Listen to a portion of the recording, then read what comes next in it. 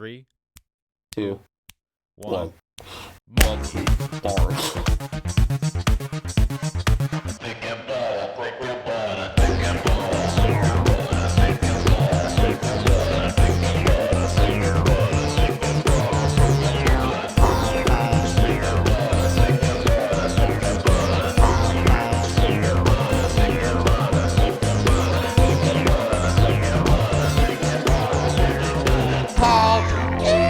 Hello, everybody.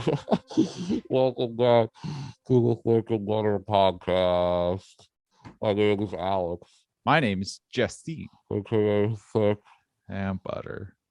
and this is episode Who Cares? No one It's cares. in the hundreds. And this is gonna be a cool episode because we're talking about a cool movie. There's a lot of cool things to talk about.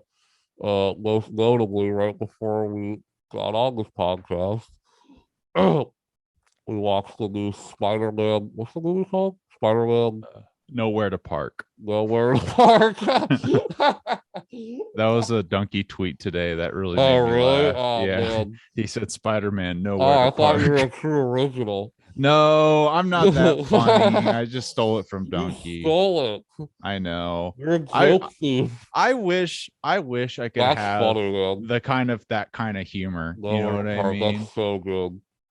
Man, I That's thought that was so so funny. good. I thought that was so good. No, too.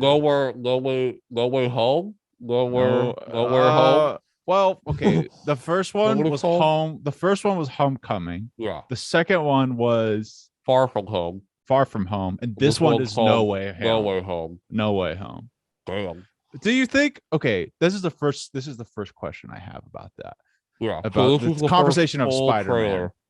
Is this naming convention, this home naming convention, is this a good idea? Because like I've I don't only mind found it. it to be confusing. I don't think it's bad, but like I mean, let's think about the naming. They all make sense. I mean, Yeah. think about it. Like Homecoming was one of the big parts, one of the big, subplots of that movie is that they're going to the Homecoming dance. right. But also it's a double entendre, kinda. That might not be the right word, but It's a something. double meaning, Yeah. because it was the first Spider-Man movie in the MCU. He's coming home, he's back Right, in Marvel. right. Far From Home, obviously, it was in He ain't in London, home. He ain't Yeah, in he he ain't ain't in New home. York. but we haven't seen this movie, so No Way Home is definitely the first like head scratcher, where it's Yeah. like, what does this mean? Yeah. Yeah. But I just think about it. I don't mind it. I think it gives like this trilogy like character. It's Yeah. better than like I think it's funny because anytime it comes up in conversation to me, everyone's always like, which one? What is it called? Which Mhm. one is this? What's what? And so well, and I I think always that's just think because there's like, what is this? This is the 7th or 8th Spider-Man movie. yeah. Yeah, lot. maybe it's just like because there's so many Spider-Man movies. Yeah, But I feel like that's anyways, just, also the 30th Marvel movie. yeah. Well, Yeah, more is like- it? When are we gonna hit 40? Are we at 40 40 almost? I think we're at 30. I think I was Oh, we're right. at 30. I think I thought we so. were. I thought we were at 35. No? Really? I don't Look know. that up You're real quick. you. I'm sure you are. There's I don't know. 100% more I mean, chance that you're honestly, more correct 30 than I I am. just remember reading something that Shang-Chi might have been like the 29th movie or something. Okay. And Okay. Eternals just came out, so How many Marvel movies are there? my final guess is 30, Uh, which is bonkers. well, the We'll figure it first thing that comes up is 26. I see 23, 24, all 58 Wait, why are there Marvel different movies. answers? I don't know. This is a pretty Uh, easy answer. Well, I How guess many- it's a little hard because of Super- like maybe counting the superhero? X-Men movies or shit and shit. Probably like yeah. MCU movies. that's the Yeah. search. That's the one. Not Marvel movies. 'cause MCU movies numbers. We should just like have a compilation of us struggling to look up things on this shit up. podcast. 26. There are Oh, wow. 26 MCU Alright. films. That was awesome. So close As to of now. I thought there were 35. So you were closer than I was. As of now. Well, I mean, Yeah. you're probably closer if we're counting everything based on a Marvel property. You're probably Right, closer. right. Yeah, because there's It's like probably more than that. 4 X-Men movies. How many X-Men No, there's movies? more than that. How is there like is there like 7? Let's see, there's the trilogy, there's Uh-huh. the X-Men Days of Future Past. Oh, I didn't think of Logan. I forgot about Logan. Well, there's also Apocalypse. So I'm just Yeah. thinking about the X-Men movies. So there's 6 X-Men movies, Yeah. counting Dark Phoenix, which is a big pile of dog crap. Yeah, I heard There's that's 6. And then there's 3 Wolverine movies. right, right. Um, I guess we'll count Deadpool too, right? Yeah, So Deadpool there's like and there's Venom. 11 Venom. X-Men movies. Venom 1 and 2. Did you hear what I said? There's 11 X-Men 11 movies. X-Men movies. That's insane. Holy shit. And then there's yeah, Venom, and yeah, then you can count like the Raimi films plus the yeah, so Oh there's yeah. gotta be well over like 40 like Yeah. Yeah. Marvel movies based on Marvel But property. true MCU there are 26. Yeah. But yeah, I mean, so anyway, so the new trailer for the new Spider-Man movie came out, which, you know, Spider-Man. And I'm very excited about it because, like, I've been a fan of this trilogy. Like, I like both the films. Do I like them better than the Raimi universe? No, and I never will, because because of nostalgia.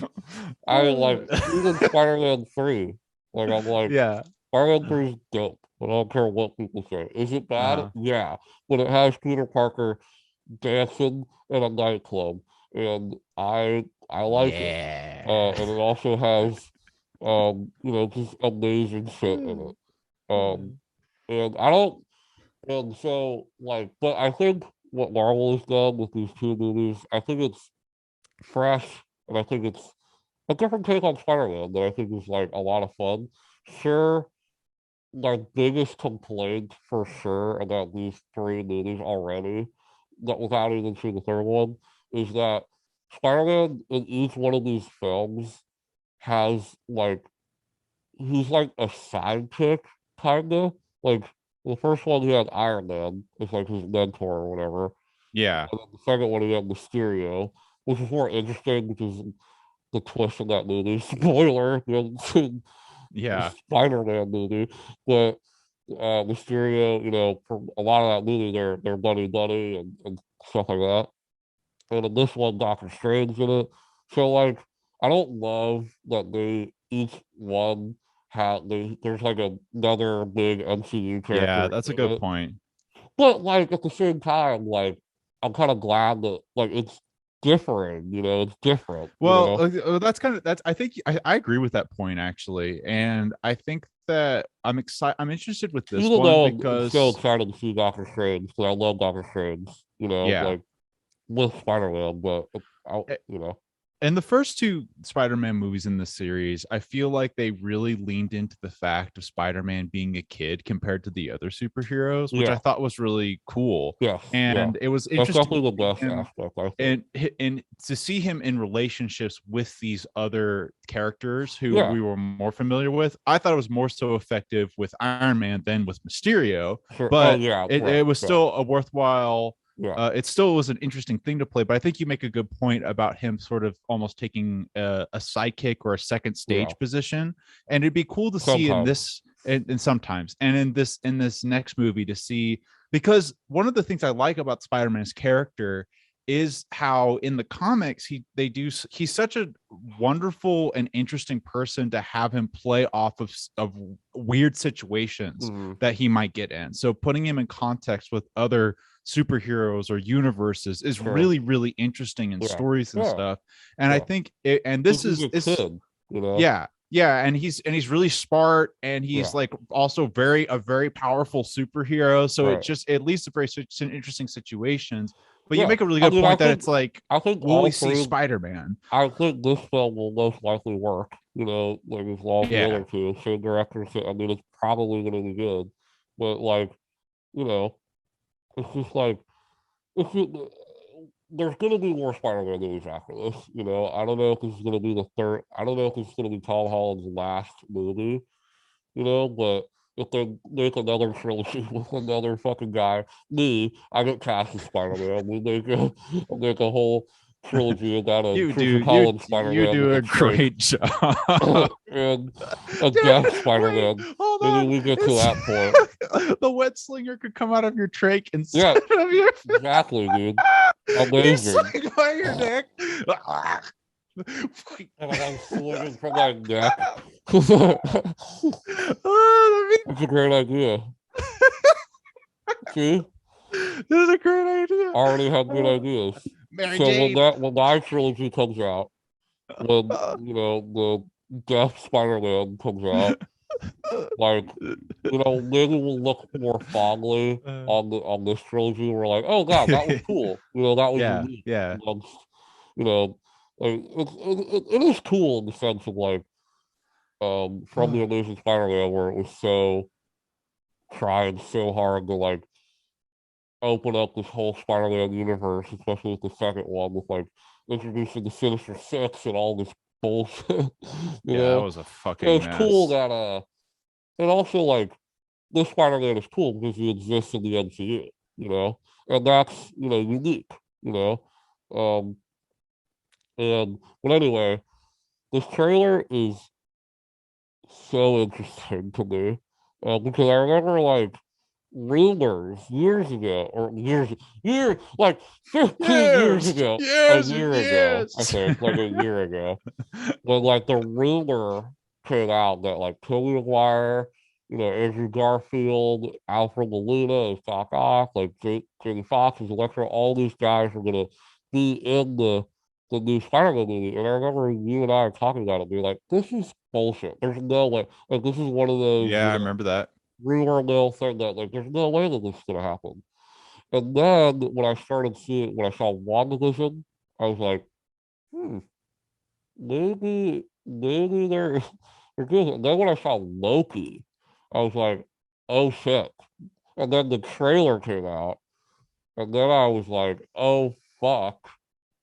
This is real. That was a real article. That was a real news thing that came out. Like I thought that was just like sometimes you see these like rumors that that are so intriguing and so like fascinating that like all these big publications jump on it, but there's Yeah, no real confirmation.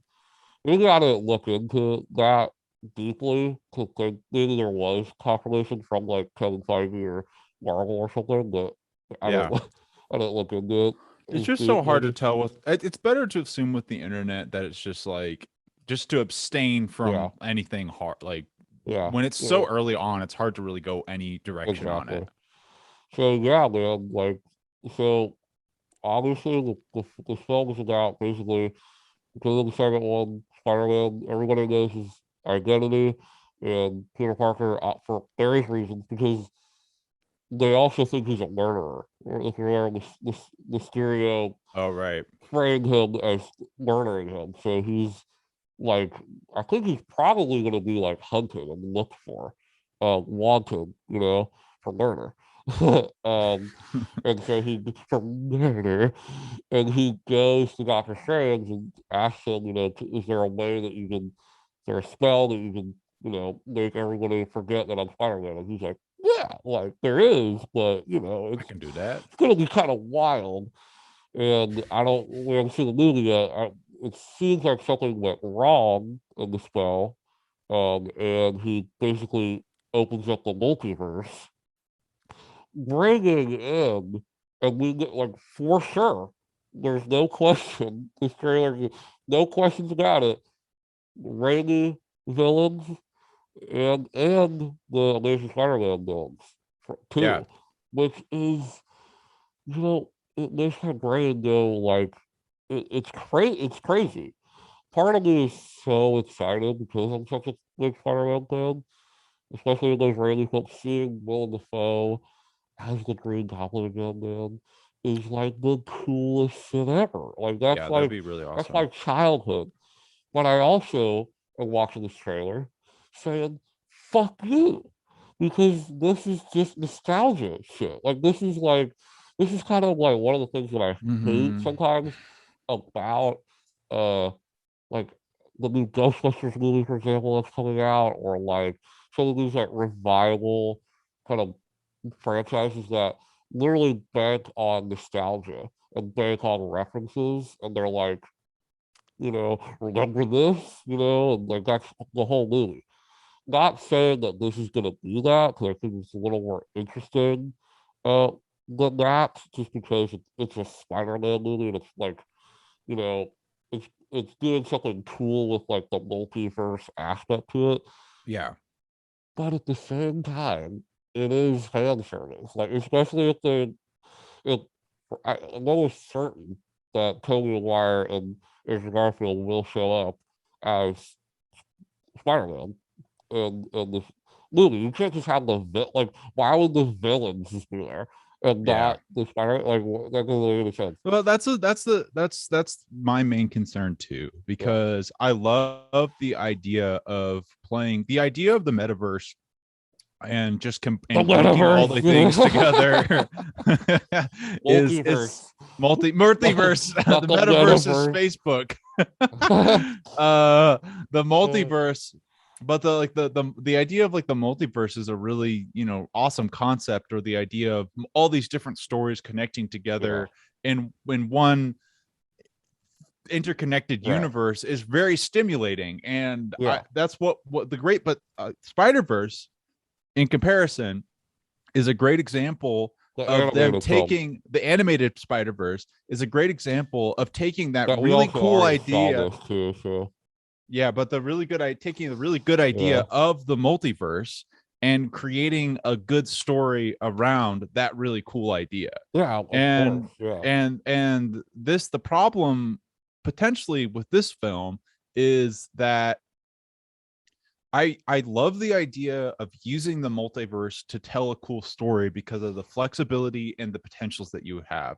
But yeah, if they don't have a story, I would really have preferred them just to pick a cool right, villain like Doc Ock, right, Venom, right, anybody, and just write a right, great story with this awesome Spider-Man yeah. that they have set up. The biggest concern is like, listen. When Tobey Maguire says it, I'm gonna cry. Unless it's Yeah. like really horrible, but it's Marvel, so it's not gonna be. They're probably gonna do it in the most tasteful way that they can. It's not Yeah. like Rise of Skywalker shit, where like Luke's gonna show up and be like, Yeah. "Hey, remember all these things that I said in the Last Jedi? I didn't mean any of that." Like it's not gonna be. I don't think they're gonna like ruin the character. If anything, it's gonna be funny. If anything, they're gonna be Marvel. They're gonna Tony Wire's gonna make a joke or something like that. When he shows up, and that prospect is so cool to me. It's a mind blowing idea that this will even happen. That it Yeah. will happen. Like, but the concern is that because I like the two movies so much, and I love the story of them. I love the way that they're taking Spider-Man. Him, like through these movies, you're seeing him really become Spider-Man. Like in the last one, he was dealing with Iron Man's death and dealing with like him having to be his own man. That was like a cool. That was a great Spider-Man story, in my opinion. Yeah. And then after Spider-Verse, where to me it is the best Spider-Man movie to come out yet. So like, and that story was obviously like incredibly like complex and super deep and super emotional. I don't really know where you even go from that. Super excited about that sequel, but Yeah. um, they got a really, really hard task on their hands with that one because Yeah. I don't know how you top that movie. I don't know how you innovate. We'll It's a see. really, I But don't want to be in their shoes, yeah, but um, I'm glad they're in their shoes and making super that excited movie. to see it. but um, the fear is that it's just going to become too convoluted because this trailer Yeah. shows It's just so so much it shit. shows Sandman, Yeah. the lizard from the Spider-Man, Yeah. Electro, Green Goblin. You hear Willem Dafoe's voice narrating at the end of the trailer, which is the coolest shit ever. You know, hearing his fucking voice, man, is just the William Dafoe coolest shit voice. ever. That Alfred Molina, there's a great joke where they joke about his name, pretty funny. But at the same time, if you're gonna joke about his name, you're hanging out with Doctor Strange.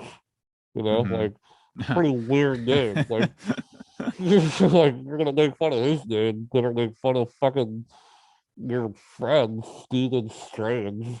He's got a lot of strange things going on. But it's just crazy. It's just gonna I almost see hope that. how well they're going to uh mesh all these different characters and all these different universes together in a way that feels streamlined and like a story and it's meant to be there, you know. Yes, I almost hope And that it's they. crazy to think about in the bigger scale of the Marvel universe because if if this is like possible, you know, like if this is like if we're able to bring different characters from different intellectual properties, you know, like the Randy, you know, like all these different things. What the hell are they going to do with the X-Men? Are they just going to, like, now my brain's still, like, are they going to somehow, like, keep the X-Men universe that's already been built and, like, somehow, like, add it into this MCU, you know? Yeah. Like it's weird because they have X-Men now, you know, and like Yeah, right. how we're gonna use them. And in a way, I think it'd be kind of cool to instead of sort of retconning, you sort of just adapt Yeah, what has already existed and merge it with right. what now exists of the MCU. I could see some potential in something Yeah. like that working.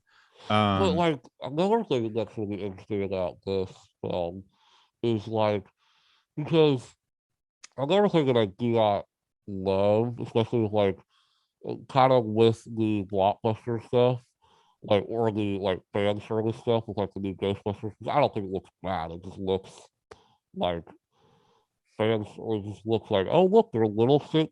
Marshmallow Men. Oh look, we have the like she walks up to the fucking car and looks it's like, oh, it's the car. It's like, oh, okay. And I love Ghostbusters. It's cool to see that, but at the same time, it's like I feel like I'm being like like you know, it's lame. It's easy. It's yeah. just um. But I think with another thing, what I was going to mention is like by bringing the Raimi universe and the Amazing Spider-Man universe, you're acknowledging that these films exist. So you're almost like, if they do it, they might not be doing it like that.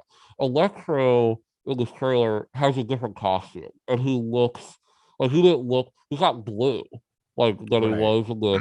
So that's kind of exciting because that means that they might just be like you know like retconning the idea of like what they were doing in those movies. You know what I mean? Like they're Yeah. not like because it's super weird to like just have like this idea of like I don't know, it makes you I feel like it just makes the particular movie have like no weight because it's like you know what I mean? Because it's like oh, so this is just a Yeah. show, and it's like other movies are coming in.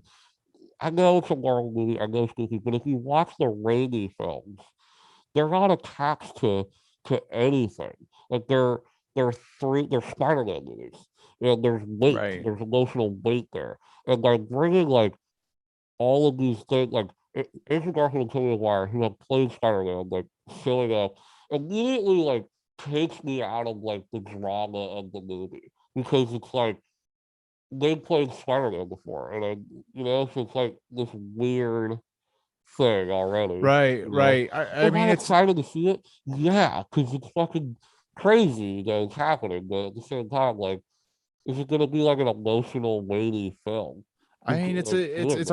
it's a really interesting thing to talk about, and I think it's a really relevant question for this film, um, because you have like so many avenues. In my opinion, I think that there is 100% like you have so many options here that there's a really easy way to write a really great story with all of this options and utilities and cool characters you have, if you have the freedom to do whatever you want with these characters. Yeah, But the reality of it is that we're not talking about like an auteur like Denis Villeneuve, yeah, who is coming forward and trying to adapt these things using these models that we all know and trying to push his vision, which turned out to be very honest. But you know what I sure. mean? It's not like some auteur Right. It's who has not. this Yeah, toolkit. It's like it's very yeah, much the Marvel studio trying yeah. to make Right, something that serves the expectations of the fans right. and Yeah, pushes and makes us excited to see the next thing, which is like yeah, kind of nerve-wracking yeah. because when it's a situation like that, then you run into this risk of them making decisions. For example, that makes me think that they're going to use the multiverse as sort of like this excuse or fallback option just to explain shit, Hmm. like just to do shit like tear jerking Yeah, cameos and stuff like that. right. And like what you're saying, But if it's they do, if Disney. It's all Disney. Star Wars, it's Disney. So yeah, they've done this before. I mean, the Rise of Skywalker, that's what that movie is. It's a jerk off, like fan, like fan service bullshit movie. Like, right. and I'm And not I sure Marvel hasn't even done that yet. So like no, it's kind of weird for me to the way that they do fan service. I think is like very, very tasteful because it's within the like for example um at the end of Avengers Endgame when like Captain America gets, Mjolnir, and is worthy, like it yeah, it's fan service because it's cool to see Captain America with fucking Thor's hammer, but it right. like has emotional weight of the movie. Like it Yeah, feels like, oh fuck yeah, that's a really you good know? example because that is fan service that people really wanted, but they wrote it Yeah, in to happen at a really critical and important time. right. It was a Deus Ex Machina. That's like, is that the thing where like the god? Yeah, yeah, Deus Ex Yeah, Machina, where it's like something that was really satisfying in the context of the story. right. So if you can do that with the Spider-Man film, man, that would be really cool And I because think I all of mean this, I think they could. They absolutely could. I agree. Um Yeah. I It just just think looks, it's gonna be it looks cool. I think the yeah. movie looks great. Yeah. It looks after coming off of the Eternals, which like I think is one of the best looking Marvel movies, in my opinion. Um just because of like the color and like Chloe Zhao is just like a really beautiful visual filmmaker. Looks great. The visuals look really good in this movie. Like I don't know, because some Marvel movies, they have like this weird color grading that's like gray, you know, um, and this movie like still has that, but like the Spider-Man movies like have kind of stood out, like a little bit more color, a little bit more flash, instead of like this boring drab looking, you know, and Shang-Chi as well. So maybe they're kind of learning from that, like avoiding, kind of the drabness of like the Avengers films, for example, that just feel like I don't even like add some color. I mean, what are you Yeah. doing, man? I mean, there's that's just like sometimes like the a scene of like Captain America Civil War is like one of the best scenes in the MCU when they all fight that amazing like 18-minute fight scene or whatever awesome scene, but it looks like bad. Like it looks just like gray, and it's like it's just like such a missed opportunity because you have all these Yeah. characters with like these great colorful costumes I and it's feel like like Thor Ragnarok was kind of like an epiphany yeah, moment for them yeah. because in all the other previous That Marvel movie looks movies, great. yeah, but they had this focus on trying to make it believable that these superheroes could exist, Mm-hmm. instead of just making the Like a, movie believable in the yeah, right. world. And Thor Yeah. Ragnarok really proved that it's just like, and maybe we needed all that other stuff. I don't really think we did need all that for like for Thor Ragnarok to work. Yeah. Big, but like Sure. Thor Yeah, Ragnarok really right. showed that like if you sort of you And can push it. Guardians. Yeah, Guardians did. Guardians too. Totally I think Guardians. looks Guardians, especially the second one. The second one is like super That's colorful like and a rave. It's crazy and crazy. yeah. Um. So like yeah, I mean yeah, I mean the trailer looks great. I mean, there's not much to talk about because it's a great trailer because it doesn't really give away kind of like what the main conflict of it is really. Like Yeah. it seems like that like the, Doctor Strange says Spider-Man has to kill these people. Like because if he doesn't, it's gonna make sense, right? I mean in this I think multiverse. well what that the one of that reminds me of something, because one of the things I think would be really interesting about this story, which was kind of which I thought they might have been pushing towards, was a situation where they create this problem where the multiverse is colliding, and Mhm. instead of it turning into maybe a sort of Bosch rush thing where Spider-Man fights all the supervillains ever, Yeah, right. it turns into sort of like this conflict between Doctor Strange and Spider-Man. Well, That is it pretty does interesting look to a me. little bit like that might be leaning towards that because there's Yeah. that great shot in the trailer when he fucking punches Spider-Man and has that amazing Doctor Strange thing Yeah. where he knocks his soul I, out of his body. right. I hope that that is, well, I don't really know what I hope. Really what I just hope is that the story, it's just all about if the story is going to be there, Yeah, because these components are cool, but they're just cool until you can make them work right, in a exactly. story. Yeah, exactly. Yeah. So yeah, I mean it's exciting. It comes out like soon. Like Yeah. a month. This Christmas, Spider Which is Monday. cool, man. Like it's cool. And I'm excited. Listen, this Christmas, it's gonna feel like Christmas. It's a Spider-Man movie. We got Licorice Pizza, the new PTA movie. Yeah, that'd I'm be gonna be cool. happy, all right? That's two of my favorite things Happy ever in the boy. cinema world are coming out this year in the same month. Wow. Um, so, um, and yeah, so I guess I could just like I kind of want to talk about Eternals with you.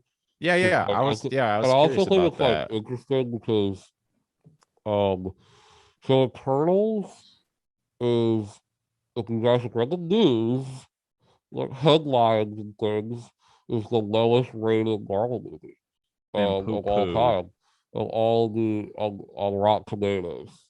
I don't know that user score, but like I don't really, it doesn't mean anything to me. Because people can just spam that shit. And, like Yeah. And uh, Rotten Tomatoes is Marvel fans questionable. are, well, kinda. I mean, it's a good congregate of all the critics who reviewed the movie. Well, the congregate is like really kind of messed up. Like the final total of what like fresh and is not can really be Oh yeah, weighed. yeah. Because Like, certain publications have different uh scales on which yeah. what Well, is fresh and what's rotten. and Yeah, also it's an average of those right, things, which can right, be really misleading. right. Yeah, well, Um, I think like that's what people should know going in is that it's an average. It's yeah. not like it's not. You know what I mean? Yeah. Yeah, Um, yeah. I think like that's like a big misconception about Rotten Tomatoes, like and just like the general public. I think is that people forget that it's not just this one publication that's like this movie's bad or this movie's good. It's like no, Yes. it's like it's a congregation of a lot of well-respected people in the industry who write about movies and their reviews of the movie. But it's also weird, like you were saying, this Hollywood Reporter, you can read the review and it seems super positive, but Yeah. because it's like for some reason, like if you rated it like a 6 out of 10, for example, like it might not be credited as a fresh tomato in the Yeah, positive because it's weird. so messed up trying to put a Yeah. number to quality. It's so But hard. that being said, I mean, like that's still interesting to talk about. I Yeah, think yeah, that I it is agree. the lowest movie because I saw it. I saw it opening weekend, and I'll say I barely liked it. Like I barely liked it. Um, and I think like if you're a fan of Marvel movies, you should definitely see it worth seeing. Because what makes me kind of upset about it being the lowest Marvel movie is that it's one of the most unique Marvel movies, in my opinion. Hmm. It's one of the most unique and like bold. If I'm being completely honest with you, the issue with the movie that nearly brought me to like be like pretty frustrated with the movie is that the first like 2/3 of the movie, while there's some issues with it, I thoroughly enjoyed it. Like it's a really interesting story, and it's unlike any Marvel movie made. I mean, it's about these uh group of Eternals who basically they each have like a certain power and they live like thousands of years helping different civilizations, you know, thrive and things like that. It's a cool concept of like Mhm. these superheroes that are helping humanity through these different time periods. And those scenes are really, really cool. Like seeing, you know, all that happen um and the problem for me, the biggest issue with it is that it totally does not feel like a Marvel movie for like 2/3. Like truly and honestly. Like Shang-Chi, like, yeah, like it feels like a Marvel movie. But like for me, Eternals like minus like some of the I thought pretty solid humor, especially with like Kumail Nanjiani's character, who I thought was super funny in the movie. And there's a great like little kind of like gag in the movie that like runs throughout the film where Kumail Nanjiani's character um is like he became like a big Bollywood star Mhm. and he's kind of like this like big ego and they have to bring him back into the fold. You know, he's been doing this for like 40 years. They're like 7,000 years old or something. Like Yeah. he's been doing this for like 40 years or something. When they go find him, he's like he's been this like Bollywood star like over generations, which is Yeah, super funny. that is But funny. there's a uh when he is asked to come back, join the team, and they have to go fight this thing, this the fucking They gotta evil fight the being. thing. They got the Yeah, thing. it's gonna destroy the world. It's that Um, thing. yeah, I don't fucking remember. Um, and but he brings on like a documentarian to like film the whole thing. So there's this That's like clever. really funny like Indian with like a camera, and he just makes like really funny like clips and shit like while they're like in a fight scene. He's like like filming it and shit. Like it's funny. Like that's really funny. That's in Khalil is really funny. But the issue is the ending sucks. The third act of the movie sucks, and it like really brings down the movie. Like there's a really bad twist, uh, a twist that like I didn't see coming, but like sucked. Like you know what I mean? Like it's like I didn't see that coming, but I hate that just happened. Yeah. Yeah. Hated the twist, and then the movie devolves into the Marvel bullshit. Like it's like we have to punch this big CGI fucking monster. Like it's like and in this horrible CGI environment, like on a beach that's like clearly like just they're on in a blue room. And what's annoying about that is like the film up to that was not that. Like it was shot in like real environments. There's a awesome forest sequence that I thought was like really well done. And for the most part I thought most of the characters were pretty interesting. Although some of the like powers are super dumb. Like I love him, Brian Tyree Henry, who is in this. I'm so happy he's in a long movie because he's such a great actor. But his his power is like creating, like inventing things. So like he's the guy who would like invent the wheel, for example, like for different. That's his power, and it's like What kind of power is that? Like, he's just kind of clever. he's smart. It's like, what? And he like it's so like like I get it, like I understand it, but it's just lame. And then there's like a girl who's speedy, like she's fast. Um, that was more character movie in my opinion. She's mute, but the problem Uh-huh. is that she's mute, and so she's just like whenever she would show up in the movie, I'm like, oh, I forgot you're even here. Like she's just like adds like nothing to the movie. Angelina Jolie, I thought was like the most interesting character in the movie. Oh. Um, she had like the most like interesting kind of. I don't want to spoil it, but there's a lot to her character. I thought the main character, the main dude, I thought was super compelling. The main girl, not so much. It's just kind of all over the place, stylistically, and kind of just like Yeah. it's not bad though. I really I like it better than Captain Marvel. I mean, what the like that to me was like the weirdest thing because I was like, I like that eons better than Captain Marvel. Captain Marvel to me is just the most violent number like bullshit Marvel movie in my opinion. It's so uninteresting to me at Yeah. all. And like looking, at least Eternals has a really cool looking scenes in it, I thought, and the action was like pretty great, other than like the fucking ending, which is just horrible.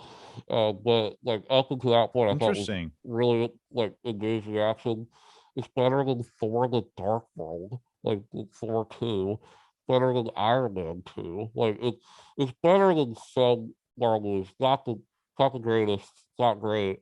And one of the biggest things that even coming out of it post credit scenes are kind of cool.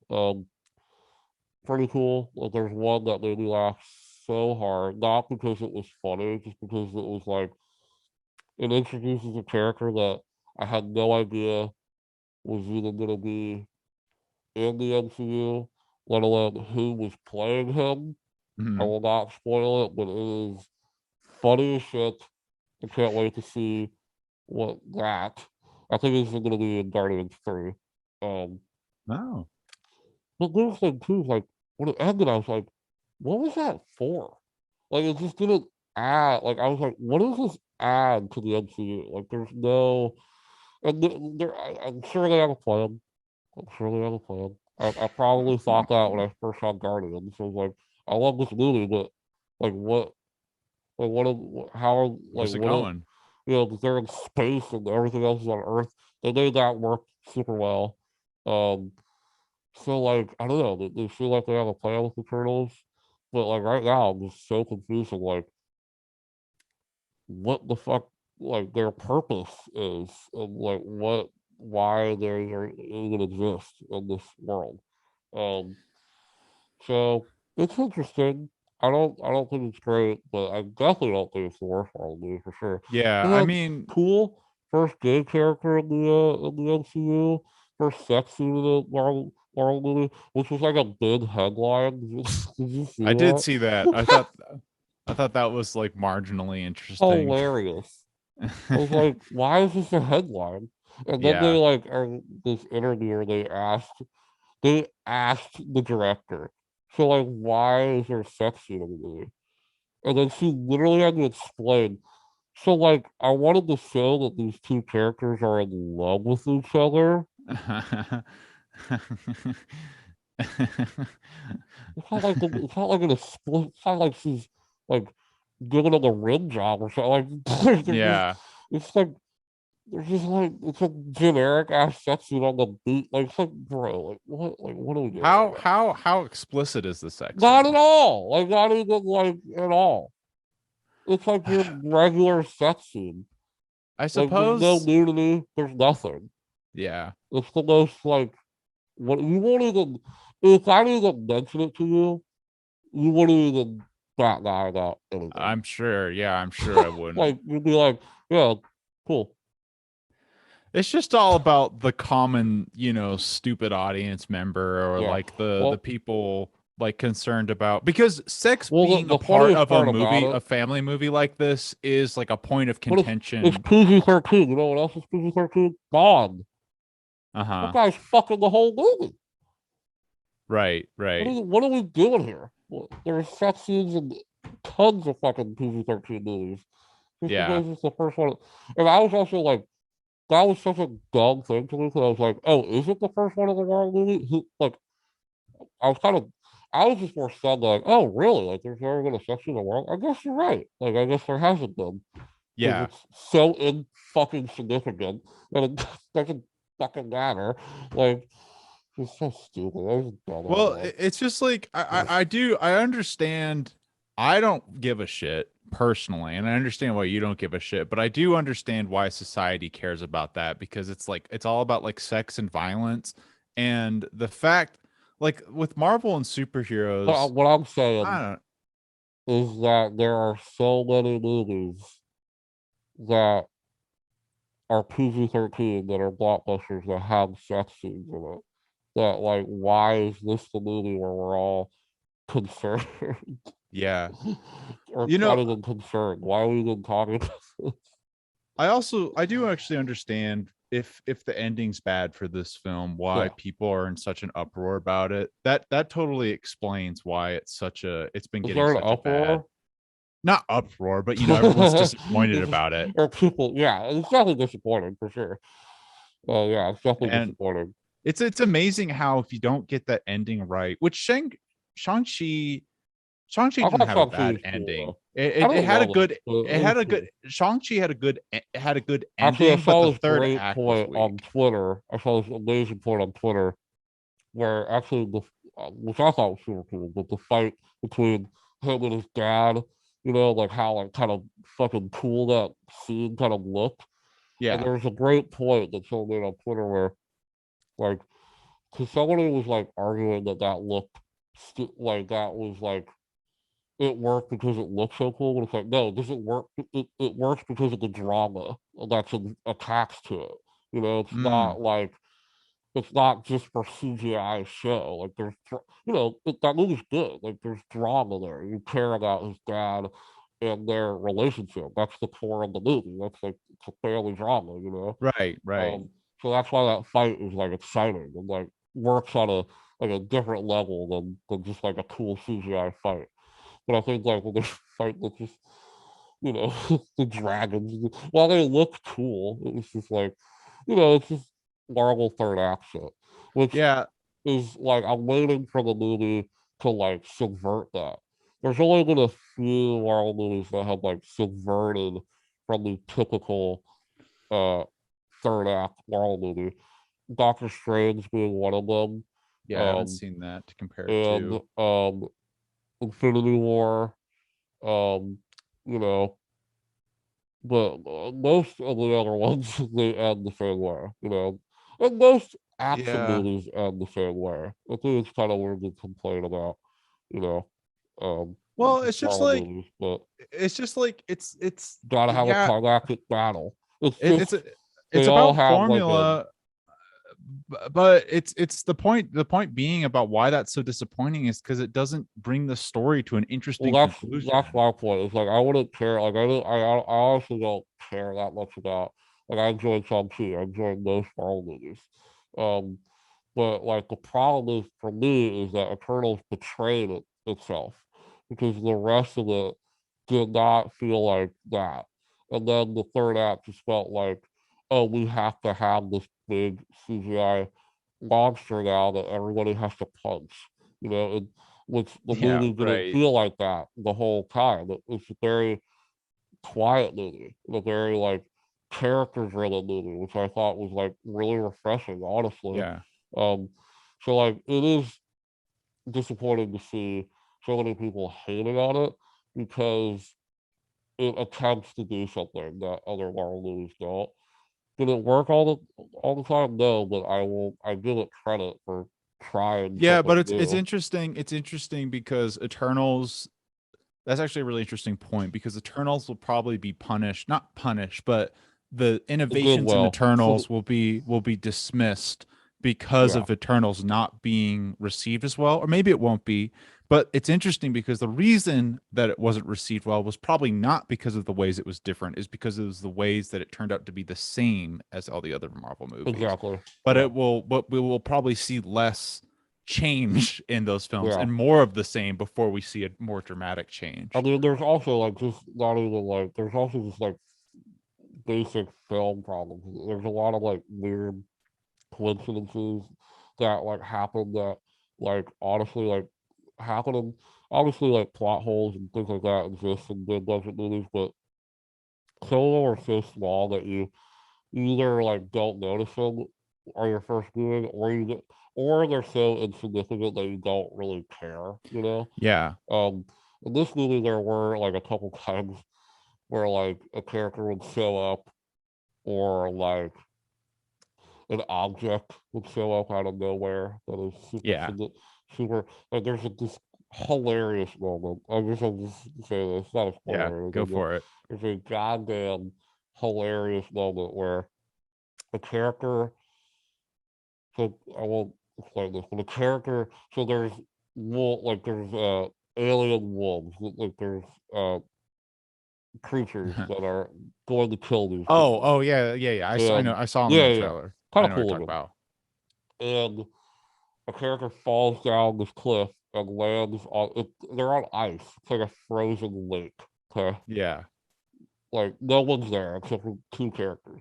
One one falls down, and this character is not very powerful. Like she has like her power is in strength. It's like she can turn things into like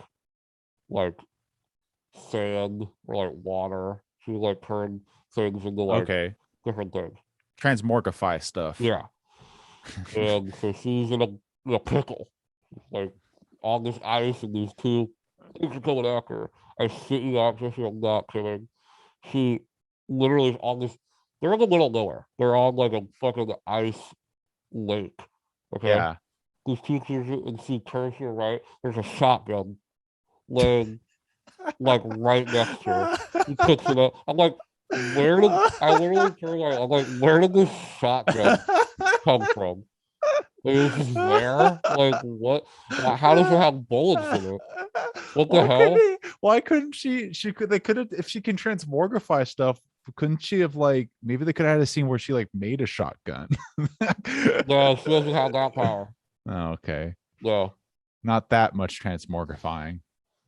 Just Yeah, that's water like the into thing sand. about like you're either going to like the how each character has one specific power, you know? Yeah. Like I thought that was kind of interesting, and, like because of It's a good how they like idea. work Yeah. together. And I ultimately thought I think the Eternals themselves are interesting. Like I'm excited to see the characters moving forward. And I think that was kind of the main goal of the movie, Yeah. you know, to like introduce them. So that way it worked, you know. I don't dislike any of the Eternals. Um I think they're all fine. It's just the movie they're in. It's Yeah. great. It reminded me of oh, there's a Marvel movie that like an introductory movie. Oh fuck, can't remember. There's a Marvel movie that I kind of felt similar way to, where I liked the character a lot, but I don't like the movie that they're in. Maybe it's the first Yeah. floor or something. But Yeah. Yeah, it's just making me with the Eternals trailer is something that has been that put something to my mind that I've been concerned about because it's starting to get very fatiguing that every Marvel movie is motivated by a world-ending event. yeah, It's fine for every superhero movie to be pushed in a way where the consequences are dire enough where it's life ending yeah, for the hero's character. exactly. And there's a lot of movies like that up until Thanos. I feel like most movies were like, am I Yeah, wrong about that? I feel like most of them were motivated where there was situations where it was maybe not world really, ending. I but feel like like dire to the main character. yeah, oh yeah, absolutely. Well, yeah, I Like all mean, of them were like yeah, that. right. Um, but it was very contained with being within the world The of that world will character's blow thing. up. Eternals is very like the world will blow up. I mean, And that's That's the kind of writing, and that's the thing that I didn't like about Shang-Chi either. Was it's Yeah. just like I saw Thanos. That was the thing that felt like the Well, threat against the I don't world. feel like Shang-Chi wasn't the world ending thing though. It's kind of just a threat to that Well, land.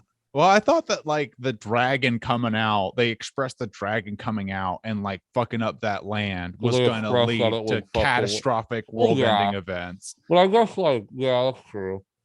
They could have just not mentioned that, and it would have been fine. Like if it Yeah, was just just make like it protect the right. land. It's so easy. They could have written around that so easily.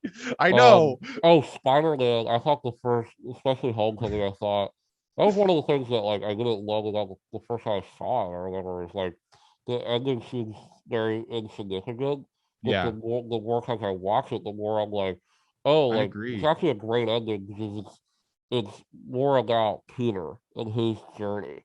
Like the Falcon was just he was just gonna fuck up some Yeah. like I don't even remember. Like I think he was just gonna like he wasn't gonna destroy the world. That was Yeah, his he just wanted money. plan. He was just Yeah, stealing he wanted money. money. He was money hungry. Yeah, he was Yeah. stealing shit. Yeah, that's right. Which, that's kind of interesting because there's also a dynamic of like problem characters in like the Iron Man 3 guy with his whips who are just like too Yeah, insignificant for me to care about. yeah, right. But you need that blend Although because I like do the boldness of that, I really admire. As much as I don't love the Iron Man 3 yeah, twist, the boldness of that, like the farther I get from it, I'm like, that's pretty cool. It's pretty yeah. ballsy that Shane Black did that. Yeah. That's Like it's the Mandarin thing. yeah, yeah. Yeah. Yeah, right. Who Yeah, right. miraculously comes back and fucking saves you, the Which was last really good. person. He was I great in know, Shang-Chi. the last person I thought was gonna show up. Yeah, me too. Yeah, I guess this all comes back to the point is I hope Spider-Man No Way Home is one of those movies that kind of like pushes it in I think so. I this mean, good the two Spider-Man trajectory. movies before it were like that. I mean, Yeah. even Far From Home was not world ending. It was Yeah. basically Mysterio wanted to ruin Spider-Man by framing him and Yeah, that's absolutely you know right. Yeah, that's he true. basically was just fucking with him. Like, Yeah. and like he wasn't like, I'm gonna destroy the world. Like, Yeah. no, like Well, you did okay. So that's like the thing that's the thread about the multiverse too, because now that we've yeah. added this in about it, like everyone's events having this ripple effect on everyone, Uh-huh. it sort of removes this potential to just sort of be in the world of just Spider-Man or like just Captain America or Exactly. just Iron Man or That was whatever kind it of the is. point that I was trying to make. It's like because of this, it's like I don't know, maybe by the end they close the multiverse and this is just like a one kind of thing. This is a We'll one time see. thing. But I don't know, Marvel, It's I don't funny. think It's so, man. funny because like if we were talking, because I remember when Far From Home came out, Yeah. there was talks about that being the movie that Tobey Maguire and Andrew Garfield was going to be in it. Really? And I remember talking about that and being disappointed that like that didn't happen. It's just like, oh well, of course that wasn't going to happen. I was feeling Yeah. disappointed. It's just like, well, Spider-Man Spider-Verse did it so well. Why don't they try to do Oh it? yeah, And yeah. now I feel so differently about it because it's Mm-hmm. like now it's about because I used to see that as the way to expand the possibilities of how things could write. And now I see it more as like this potential to make everything stagnant again, which is kind of Yeah, funny that my mind should have shifted about that. Because if yeah, you talk about me, if you asked me a year ago or 2 years yeah. ago, I'd probably be way more excited about it. I'm still like I agree with everything what you're saying, but because it's Spider-Man, I know that's the other I'm thing. like It's I want still I'm cool. excited to see it. Just seeing Tobey Maguire Uh, showing up in a Spider-Man outfit is just gonna like make me like it's gonna be like holy shit, you know? yeah. Say like being Spider-Man again, that's the Well, the coolest shit ever. the other thing that's cool And about it's exciting because like what if Tobey Maguire just becomes part of the MCU now and he's like a that'd be really whole cool. see that would be cool. Like if Yeah, they that'd be cool. somehow like like if they become like We just get a solo Toby Maguire movie no, again. not just that, but like that would be a crazy movie. Like but the problem is it would be cool, but now I thought but I literally just forgot to explain Spider-Verse. Yeah, I I was like, oh, know. you get like an older Spider-Man who's like a mentor to the Yeah. new Spider-Man. Yeah, We right. already fucking did that movie, man. Yeah. The other thing that is a good sign for the new Spider-Man movie is that all of these characters that they're introducing, like every single one, all the villains, Yeah. even fucking Venom, they're all Oh fantastic my god, I forgot actors. Venom is gonna be in the movie. Yeah, right. Somehow. Yeah, but they're all really great actors. So Yeah. yeah, and the movies they may have been in, like Electro and stuff like that, Yeah. they're pretty fucking awful, or Andrew Yeah. Garfield. But these guys Yeah. are great Great actors. They could actors. Yeah. really pull Oh off yeah. No, some dynamic I characters. am literally I'm not worried about that in the slightest. You know. Well, I am worried about how they choose to direct these Right. Well amazing yeah, exactly. actors, Yeah. because Yeah. it could go very, very, because Especially we've seen it Toby go bad. Maguire, who hasn't been in a movie in like 10 years. That's true. Oh, what if he's Why like fat? What if he's fat Spider-Man? I would love that. He would do it too. God, he can't be. I don't think. I think he can't be fat. It's impossible for that guy to be fat. They put fake fat on him. They put Oh, CGI he's fat just on him. fat. Like They he's put like a like fat Spider-Man. give him like the Baron in Dune. They make him like that. Did it look like to you that they put like CGI like de-aging on Otto Octavius? He did look a little weird. A little bit. Yeah, he Like they're looked a pretty little good at weird. that though. Like remember in Captain Marvel how like crazy like because they did that Yeah, with Samuel L. Samuel L. Jackson looked Jackson, he just great. looked young. Yeah. Well, also in Samuel L. Jackson's in the situation with that, he does look so much younger, but Samuel L. Jackson also This has is aged young. beautifully. Right, exactly. Yeah, that's true. It's like de-aging Keanu Reeves. It's like that's Yeah, so much right. less work than Yeah, like trying exactly. to de-age, Or like DH like Paul Rudd or de-age something. Bill Murray. I dare you. Yeah. De-age Bill Murray. Yeah, I That he dare would you. it would be a nightmare to try to de-age Bill Murray. Um Also kind of disappointed. This is just such a film nerd thing, but Doc Ock's arms in Spider-Man 2 were Uh-huh. practical. They were real, tangible things. Oh, Puppets, you yeah. still watch that movie today. I mean Looks Spider-Man 2 great. is like one of my favorite movies of all time, period.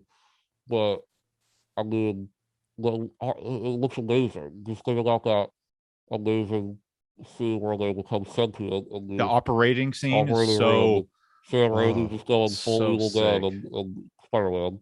Um, but that's all real. There's a tangible thing that because they're real. It's puppets.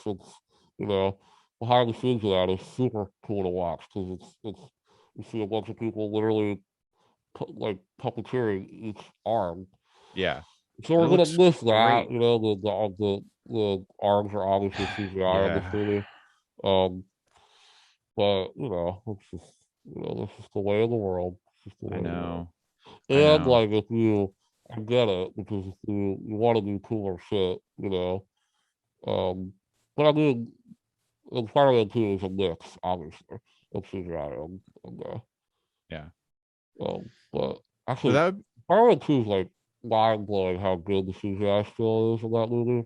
Like it still blows my mind.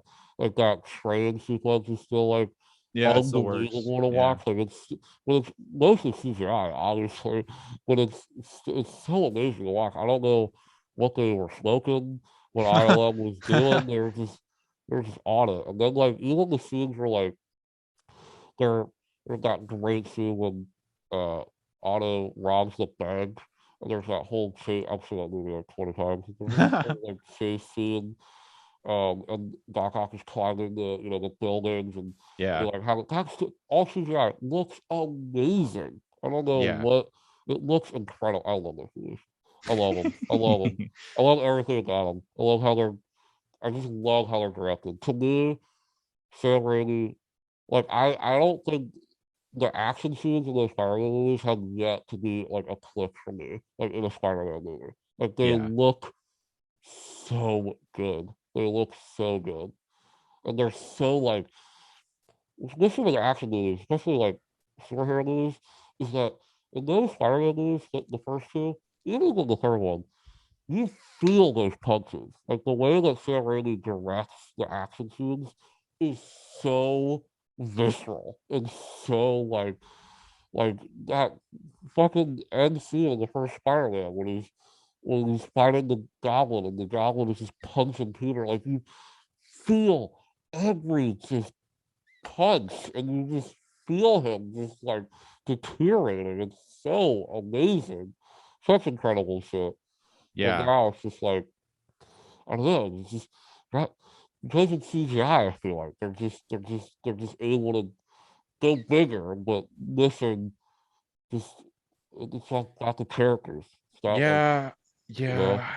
I wish take a page from like Mad Max, you know, or I Mad Max Fury know. Road, you know, that has big giant CGI fuckfest, but it's keeping it character and keeping it visceral and keeping it intense when it actually should be, man. I know. When people I are punching know. each other, it's not cool.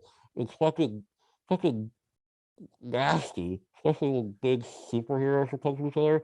It doesn't have to be bloody or gory. Just make me feel the punches. Spider-Man is PG-13.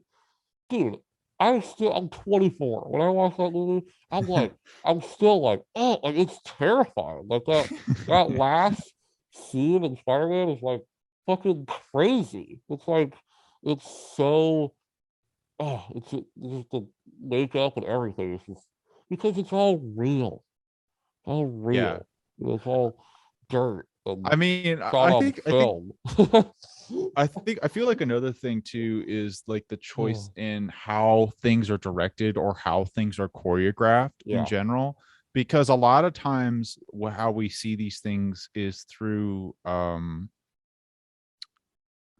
it's almost like they show us too much because they yeah, have the exactly. ability with Yeah, CGI to totally. show us like the whole event Yeah. happening. Oh yeah. It's like show us a close up that's not in slow mo. Yeah. Just I show mean, us just what a really visceral crazy. close up or a Yeah. really just Yeah. simple shot, like shot reverse shot, like good Yeah. choreographed fight scene. That's not like Jackie Right. Chan like flippy floppy Which is shit, cool you know? sometimes, but I'm Yeah. just saying. Well, and the other thing too, Jackie Chan is not doing crazy flippy floppy shit. He's doing like what Well, a human being can that's all do. real, man. Yeah, he's like, and it's like real like punching, which he's fast because he's Jackie Chan. Right. But like, what like deviate a little bit, make it.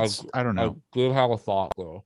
Okay, The Batman, the Matt Reeves Batman, looks like it's bringing that shit back though. That I movie looks yeah. practical. It looks like just actually shot like a film, you know? Like it's shot like it has like it's shot on film. It has it has that Oh, that's cool. cinematic look, you know? Yeah, Like I'm excited for that shit.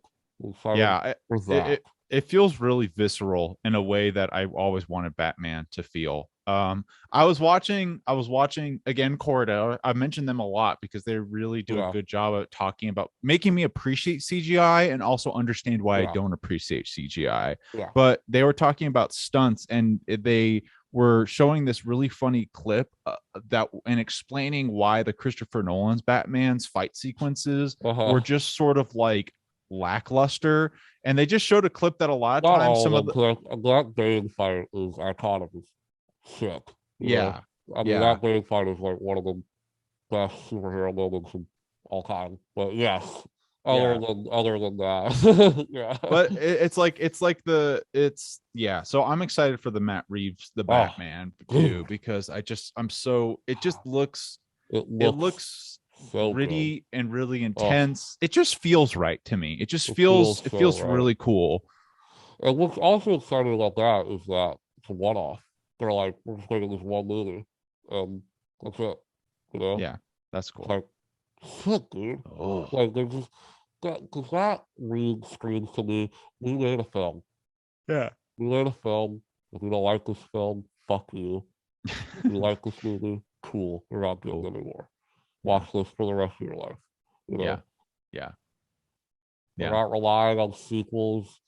And sure, they probably are opening like the movie will probably they're not gonna kill Batman or something, but like so they're probably gonna leave it open to a sequel, but it's not gonna be like wait till the next one. You know, it's like no, it's just gonna be like we made this one movie and if it works, it works.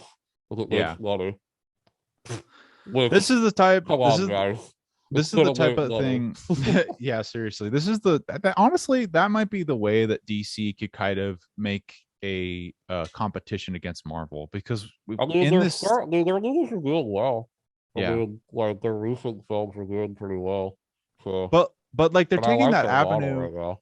because what they have the option to do is that they have a really also a very interesting cast of superhero characters, which people clearly Totally. like superheroes, and Marvel's sort of stuck in this sequelitis They have, phenomenon, which, bro, DC has like the best superheroes. right. You know, Or some of Batman, the most, Superman. I mean, come on, and if they get, Aquaman. if they Give me a break. The Green if Lantern. The Green Lantern's fucking awesome.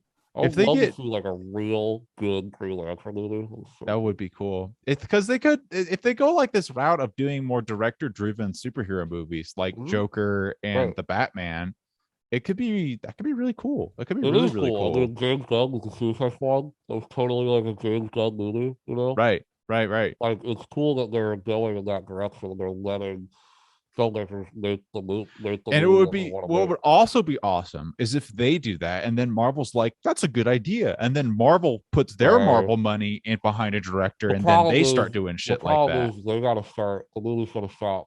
They gotta like stop making money for them.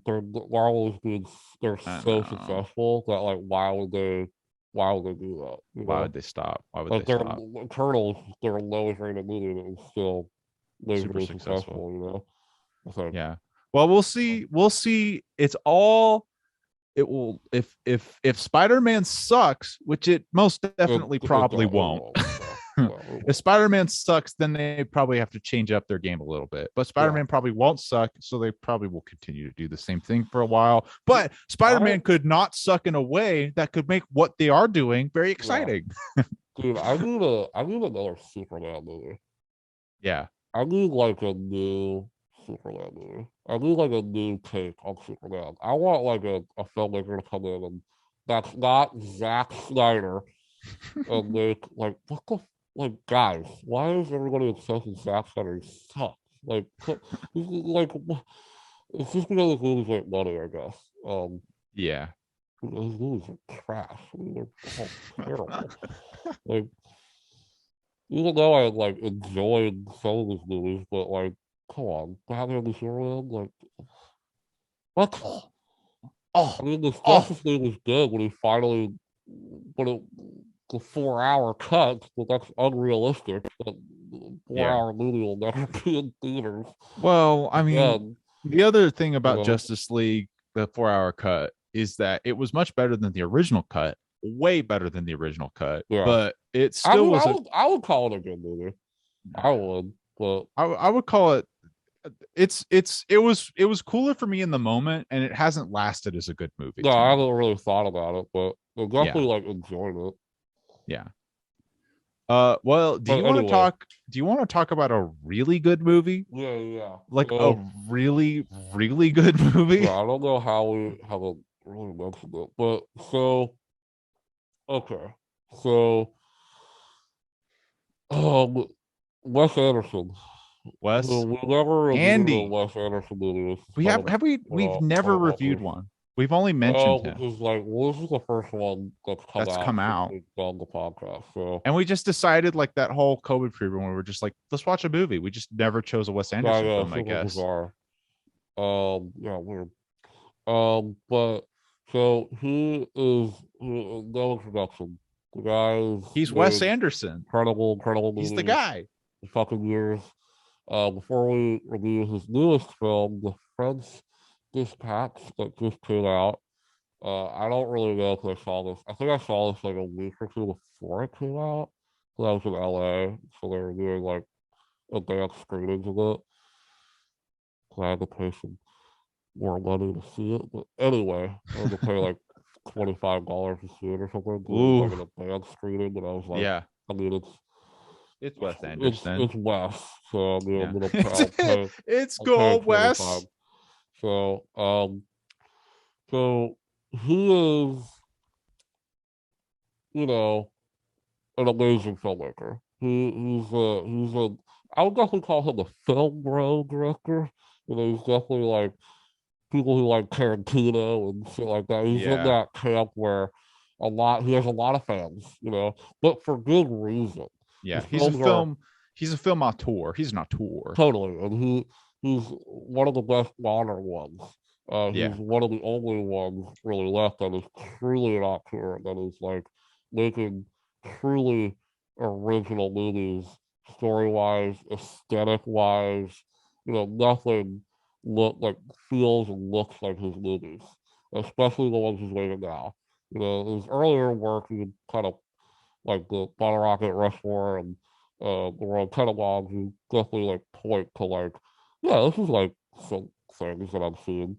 But ever since then, you know, there's nothing like Life Aquatics. There's nothing like Grand Budapest Hotel. Yeah. And the only things that are Yeah. like Grand Budapest Hotel are the French Dispatch. Um, Right. Are the Wes so Anderson so movies.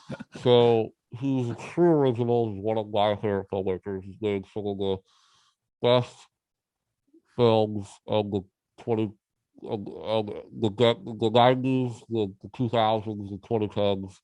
He's amazing. Every time he comes out with a movie, it's like a fucking event. And we had to wait to see this because it was supposed to come out last year, the pandemic. It pushed it to a year because of Oscar buzz. I'm sure that this film's going to get a lot of Oscar nominations. I Hmm. hope so. Um, like Grand Budapest did. I think this film is gonna get almost the same noms: writing, directing, art direction, sound, everything. I think this film is masterful. I think this film is absolutely excellent. I've not stopped thinking about it. I think I saw it like 3 weeks ago. It's incredible. I'm rewatching Wes Anderson's movies just because I think we're gonna do a rant Yeah. podcast, which I'm super excited about because Reggie's movie, it's not like Tarantino, where like, you know, we were pretty much the same. I think we had like a couple that were like a little different. Yeah. But But obviously, Pulp Fiction was one. right. But with Wes Anderson, I don't know where you're going. You probably don't know where I'm going either. I really don't know. Um, I'm really but the excited. thing about Wes Anderson is too is that in my opinion, he hasn't had a bad movie. His movies are literally good to like phenomenal. So like, you know, it's like picking your favorite children. It really is, especially like these Yeah. last two Yeah. films, like this film, Grand Budapest, Fantastic Mr. Fox. Like it's like picking like children. It's like what Yeah. I love all these fucking movies, you know. But so that should be a lot of fun. Yeah. Rewatching all these films been fucking super fun. I saw this movie a while ago. You just saw this recently, so I think we're Yes. more fresh on it.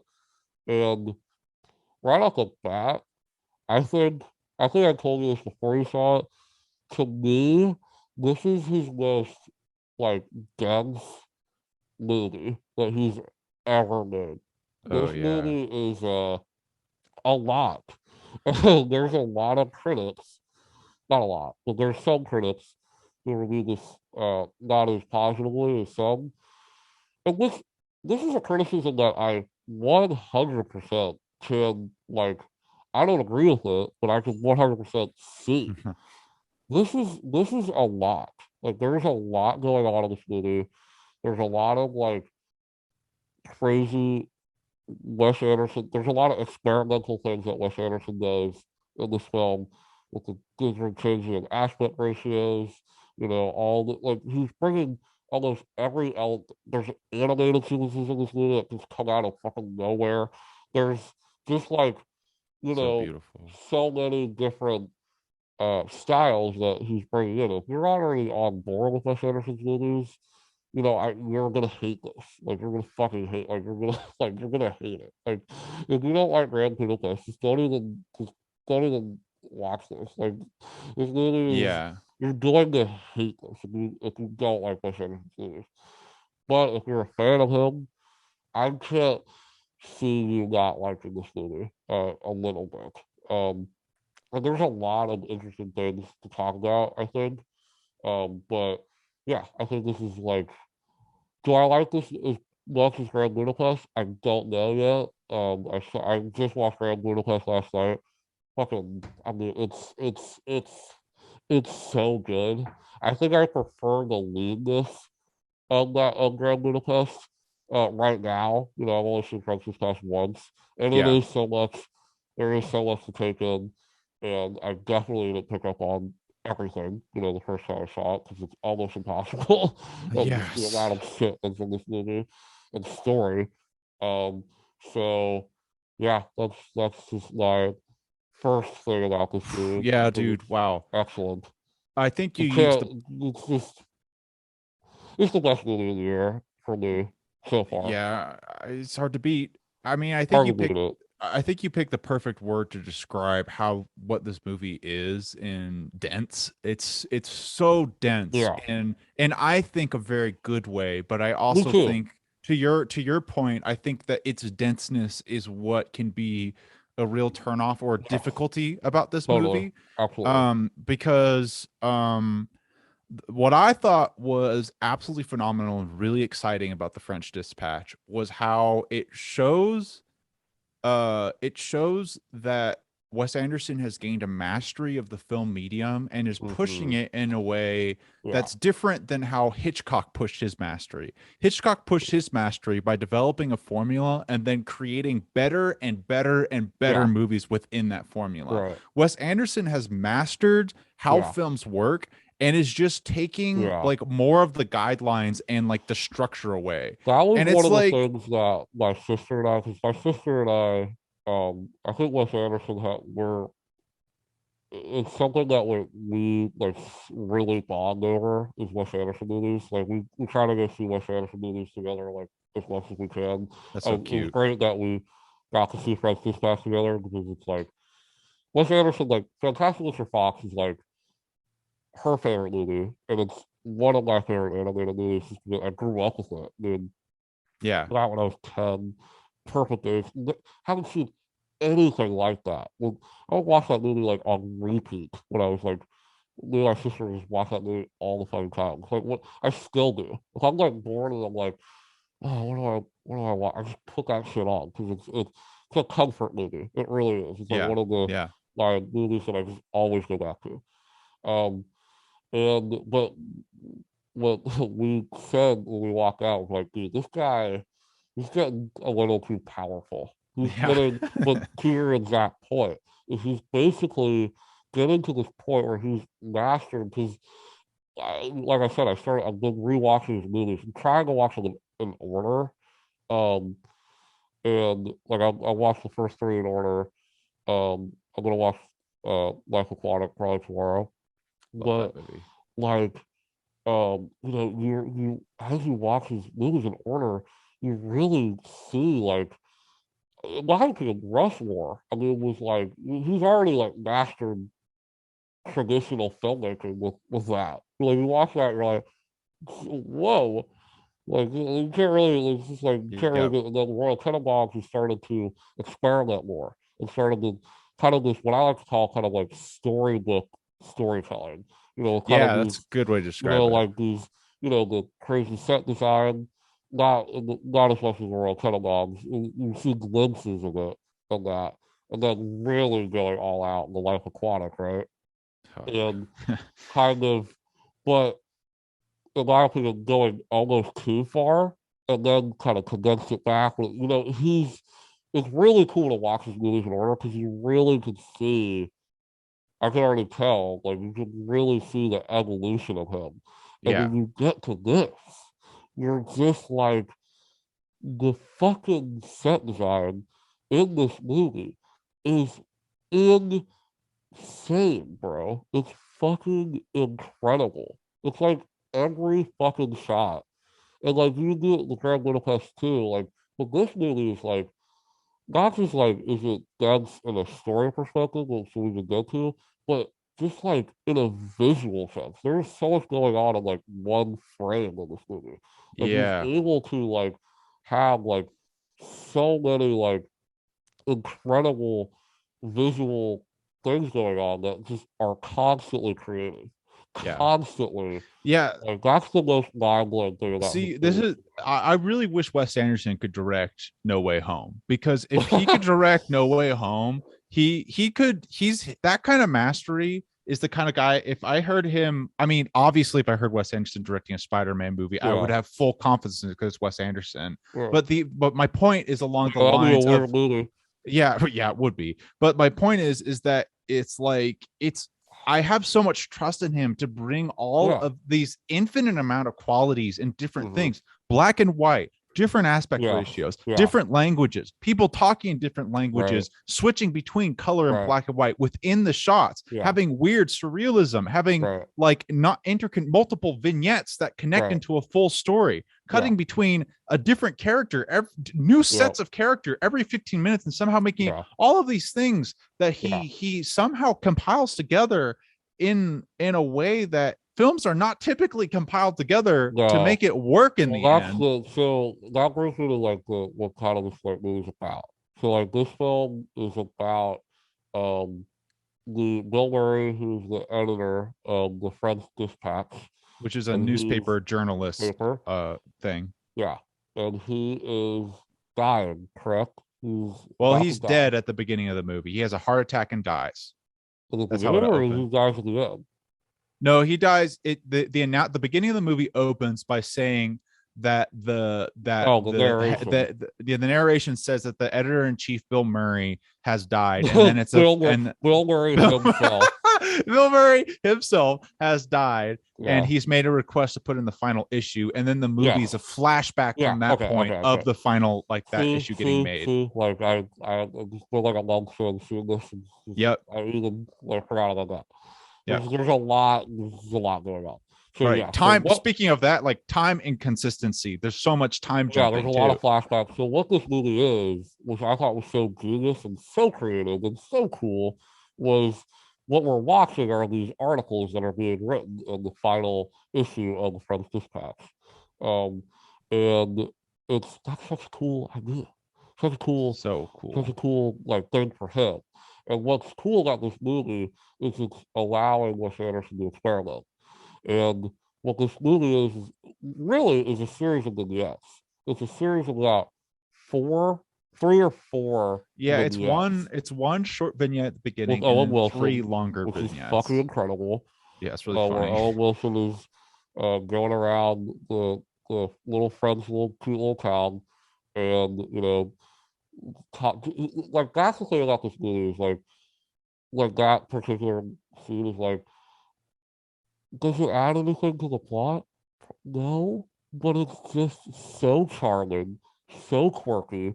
Just seeing Owen Wilson just go to like these different locations in the town and like what's going on in the town, and then Yeah. knowing the community, it sets up this world so beautifully. And Owen Wilson being on screen, I love that guy. I can watch Yeah. him in any movie, let alone a Wes Anderson movie. I think he's just for me one of those actors that I love him on screen in like any movie. Um, He's so and charming. he's so charming and so funny. I think him and Wes Anderson are like two peas in a pod because they are. I mean, they're roommates. They wrote a Yeah. lot of their early movies together. Yeah. And like Yeah. all his films. Um, and so yeah, so we get that one, and then we get what I think is like the best one is the Benicio del Toro and Adrian Brody, which is the art, and they're all cut up with like I think I don't forget what like the community or something with Owen Wilson, and then the art section, and Yeah. then we get like the political section and the food section, right? Yeah. That's the thing, yeah. Yeah. Yeah. And how they're and we see the articles that are written by these Yeah, and it's like all and it's these subsections that's talking about those sections all relevant to this town or city of yes, Ennui. oh yeah, right. And it's such a cool structure, and it allows Wes Anderson to like experiment within each vignette. And that's like I need to see it again. But the one criticism, I'll just say it now, that I had walking out of this was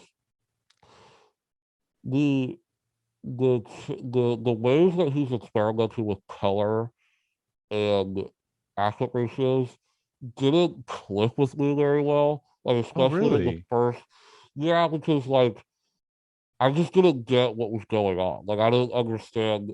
Like I didn't see it again. I didn't understand why it was just changing to a different aspect ratio. It didn't like add something to me.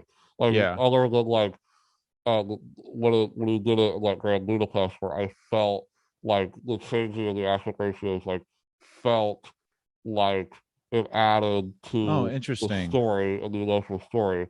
Well, And yeah. this, like, there were times where I just felt like it was like random. Like Yeah. it was just going to like black and white for no reason, and it was Well, like going, you know. But I the did the see it again because, yeah, that's and I'm interesting. more particularly in the art section.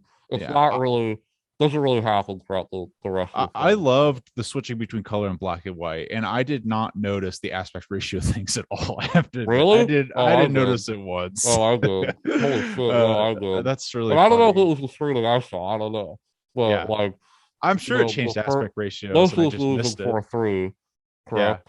And then I have no idea. Honestly, what do you mean? I was so absorbed. I have Oh, no nice. idea. But yeah, no, there are multiple.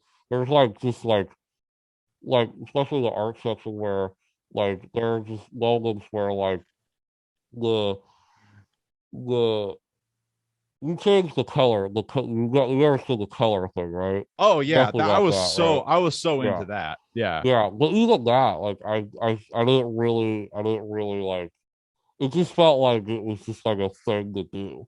You know, it's yeah. just like, okay. I And it can't kind of just took me out of it. I But can't say I was totally absorbed by it, and I can't say why. yeah, I don't know why he did it, but I liked it because it felt very expressive in an accurate way. yeah. Like, and it wasn't like necessarily like I should say I thematically understand why he switched to I'm color not there. It saying was that just like, there's probably not you're probably right. There's probably not a thematic way. yeah, I just felt like, I don't know. I'm probably gonna like it the second time I see it. I It was would more the aspect ratio changes that threw me off because that's such a like that to me is so deliberate. Like if you're gonna do that, like it's like you have to like I don't know. It's just such a for me. It's just such a like when the aspect ratio changes. I'm like I'm watching a different movie. You know, all of right, a sudden, right, and when it yeah. does it for a shot, you're like, what? What? You know, and Yeah, maybe he is just experimenting. Maybe he's that's just so like, funny. maybe I could do this and Well, just see I what happens. You that's kind of embarrassing. know? I have to watch it again and specifically pay attention to how I think about that. But Yeah, I will say that that dramatically switching between color, as much as I thought it was interesting and cool, I will say it was jarring. It was it's very jarring. It jarring. looks. Yeah. I think it's purposely jarring, and Yeah. in that way, I think he wants you to think about, you know, like that thing because it's so jarring. Like Right. you're not gonna like, you know what I mean? So, No. Yeah. and Yeah. there are other films that do things like this. Like there, Waves is like an amazing example where the aspect ratio changes throughout that film and in relation to the main character's like emotional, you know, state, which is a really cool way to do things. But anyway, that's like my only, you know, and then my other criticism, I'll just say it, is that because this is another thing that I will definitely probably change when I see it again. But when you make a movie that is like this, where there are a lot of vignettes, there are ones that are better than others. And sometimes that can kind of drag for you. And if you like all the vignettes equally, then this film will work perfectly. But there were like the political, you know, Timothy Chalamet versus the government. I definitely didn't like that as much as the Benicio del Toro and Adrian Brody thing.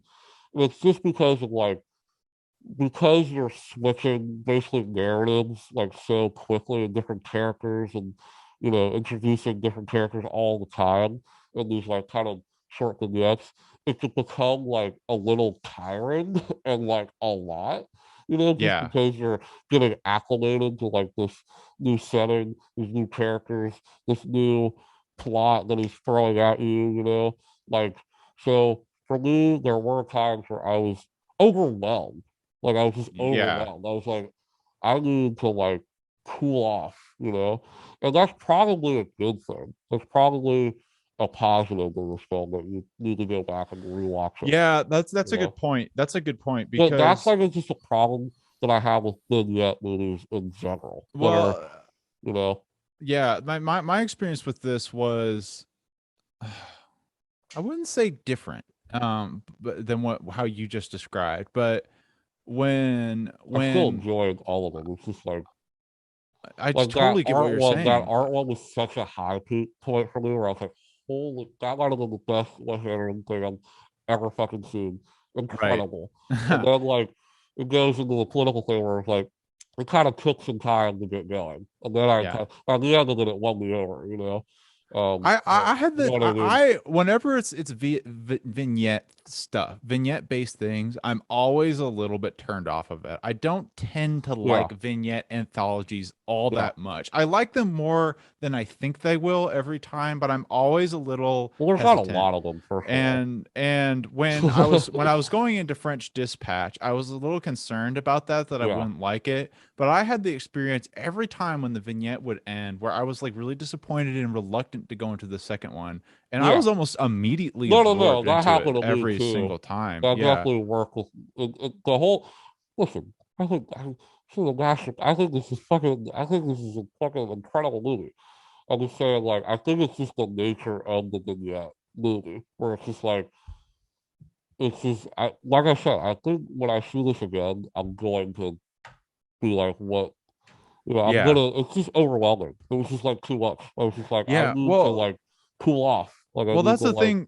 The overwhelming word, the overwhelmingly dense thing about this movie is both the genius about it and the thing that's that maybe a could be a problem. detriment, right? Yeah, that could be a detriment. And like, because for me, I missed so Yeah. much, Oh, yeah. especially because like the way that he Same. chose to do, Wes Anderson chooses to do something with dialogue here that I think a lot of people would be considered to be a bad way to make a film. But I think it's really brilliant in that the every character is saying dialogue at an extremely fast rate all of the time. All his movies are like Everyone most eh, of them are like that. and but Like, this movie was like a new extreme yeah, of that to yeah, me. I've yeah. never like people were talking so fast and it was like I want to hear everything of what you're saying, but Yeah, I literally can't. right. It's so much. It's a lot. And Yeah. and that was the kind of thing. But what I liked about the fact that I accepted them just sort of like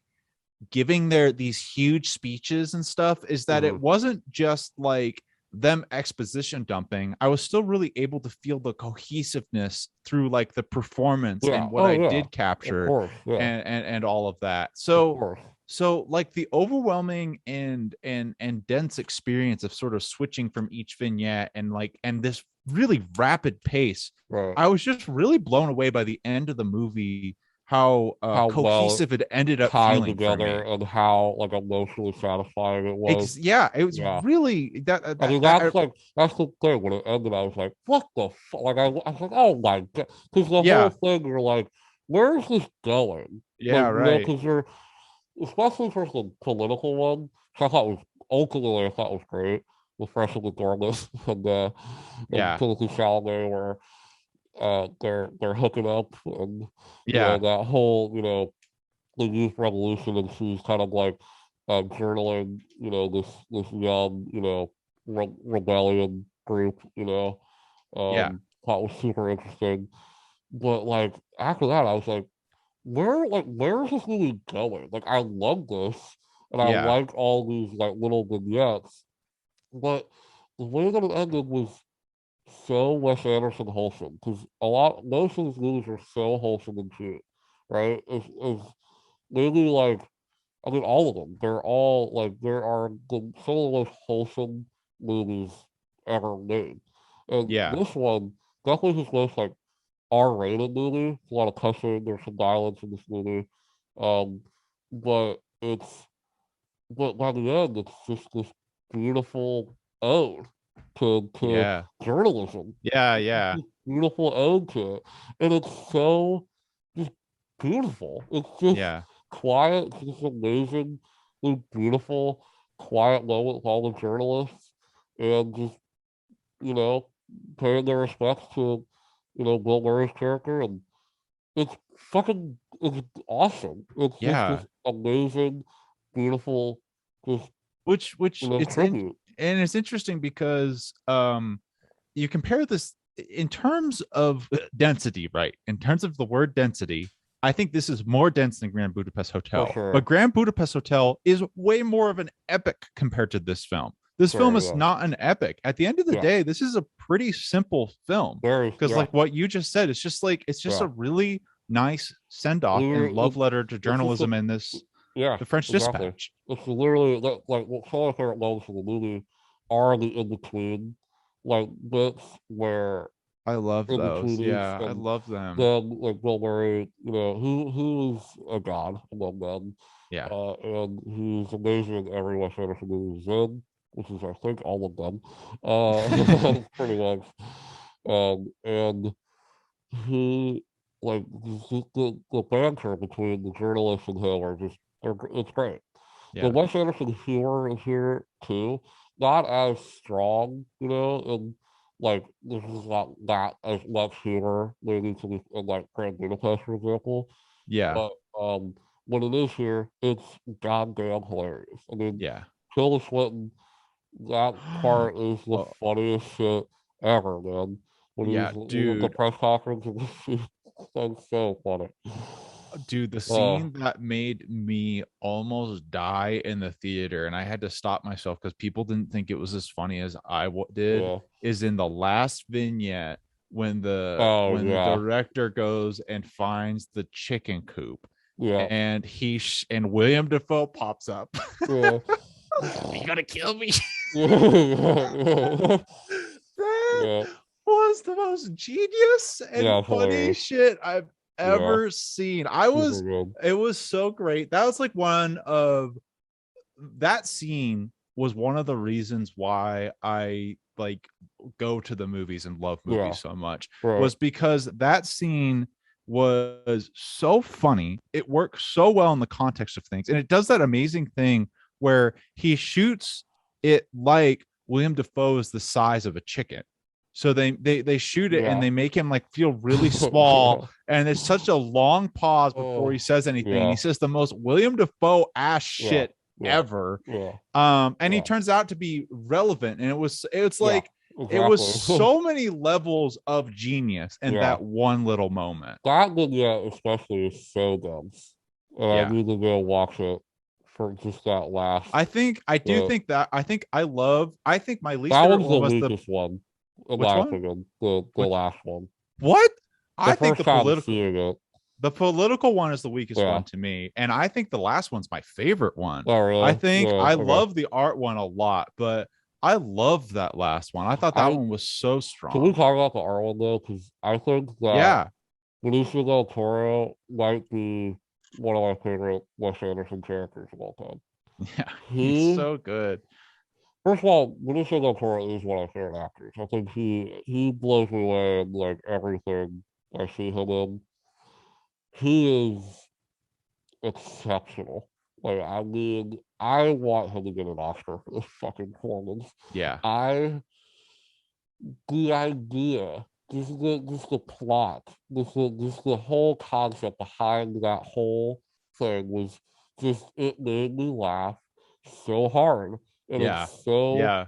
just ridiculous. It's not this like you know genius, this genius artist who's a serial killer, like he's a psychopath, but he's this brilliant artist and this brilliant modern artist who plays Leah Sadu, who's another incredible actress who's amazing in this movie, Yeah, as the she's prison really guard. good. Which Um, is this sorry to interrupt, but is this the first time he's done nudity in a film? I would, I don't know actually. I No, thought that was Grand pretty. Budapest has some funny nudity in it. Oh, Or that's like, right. yeah, there's some funny nudity in that, but Yeah. yeah, I thought that the nudity in this was done really well and super cool. tasteful. Yeah, super Yeah. tasteful. She's been making a lot in movies. She's in The Blues World's Color. Oh Yeah, she's one of the yes. stars of that. Oh yes. That's right. Um, Crazy. um, and but that like I love and Adrian Brody. I fucking I love when Adrian Brody pops up because he's such a great actor, and I don't see him enough in movies. Yeah, And yeah. he's so great in Wes Anderson movies, and he's so great in this one again, being this like art collector, this this like pretentious ass modern art collector, I and loved him in I look this. dude, that whole thing was just such a brilliant critique of like modern art to me, Yeah, and I it was love that. so so funny and like just I love so the fucking bird scene where he's oh like, my he drew god, this in two yeah. sections. He could draw this, but he chooses not to, which Yeah, means this right. is great. Yeah, yeah, exactly. I laughed so hard throughout that whole because I love movies about art. I love I love movies about living movies. I love anything that's like about art and like Yeah. that critique of just the modern art world is so funny. I never thought I'd say this, but it kind of reminded me. I kind of want to go rewatch that Velvet Buzzsaw or whatever that movie is Yeah. called I love that because the movie. critique of modern art is so funny. Yeah. Um, but yeah, I thought that was just so brilliant. But it's also like very that's the thing about Wes Anderson is like what's so amazing about him and someone who's maybe not like fully immersed in the Wes Anderson canon and in the world might view his movies just as quirky comedies. Yeah. But underneath the surface of a lot of his movies are true there's some of them a deep sadness and a deep or just a Melancholy. beauty, a melancholy, a beauty. And in that one, there's this great, undertone of love and finding your muse. And that was just like to me, and that was just so beautiful. So just that's the thing about his movies. He's just quirky and as funny as some of them are, there are they're so emotional and they're so well realized what the themes of them are trying to convey, Yeah. Yeah. and that's what makes him an absolute genius. And, Yeah, and he also just does such a good job of presenting how you can create such deep worlds within each and every character over a pretty short period of time, yeah, because he did such a good job with, especially like Benicio del Toro's character. I mean, every character, even like the police muse in that oh, short, absolutely, she didn't really say that absolutely, much, or she wasn't even that, like, yeah, in terms of character participation or dialogue, she wasn't that present, but mm, she was such a super huge and integral, deep character, yeah, oh yeah, and you yeah, and you could feel it so yeah, so intensely. And that is like, that is the thing about like his directing that always stands out to yeah, me, is how well and how much deep emotions he puts into each yeah, and every single one of his characters that are on screen. yeah. And I think that is kind of shown in like just the insane cast in this movie, where it seems like anybody, if you get a call from Wes Anderson and they go, "Can you show up for a day and say one line, aka Christoph Waltz?" He shows up in this fucking movie, doesn't even have him. I He's not forgot even a about that. character, dude, I and totally he's forgot just about like that. in the movie. Like like that made me laugh so hard. He just shows up like as a I think he's like a friend of Francis McDormand's or something. Yeah. Dude, he get like his mind isn't even like memorable. Like he doesn't even do anything. It's true. It's It's like like wow. it's like Wes You Anderson get can this just two he's won two Oscars. You get this guy for half of like like for like 2 minutes of screen time. yeah, it's like Amazing. he has like the Will just the Dafoe is kind barely of, in it. Will it's like Dafoe.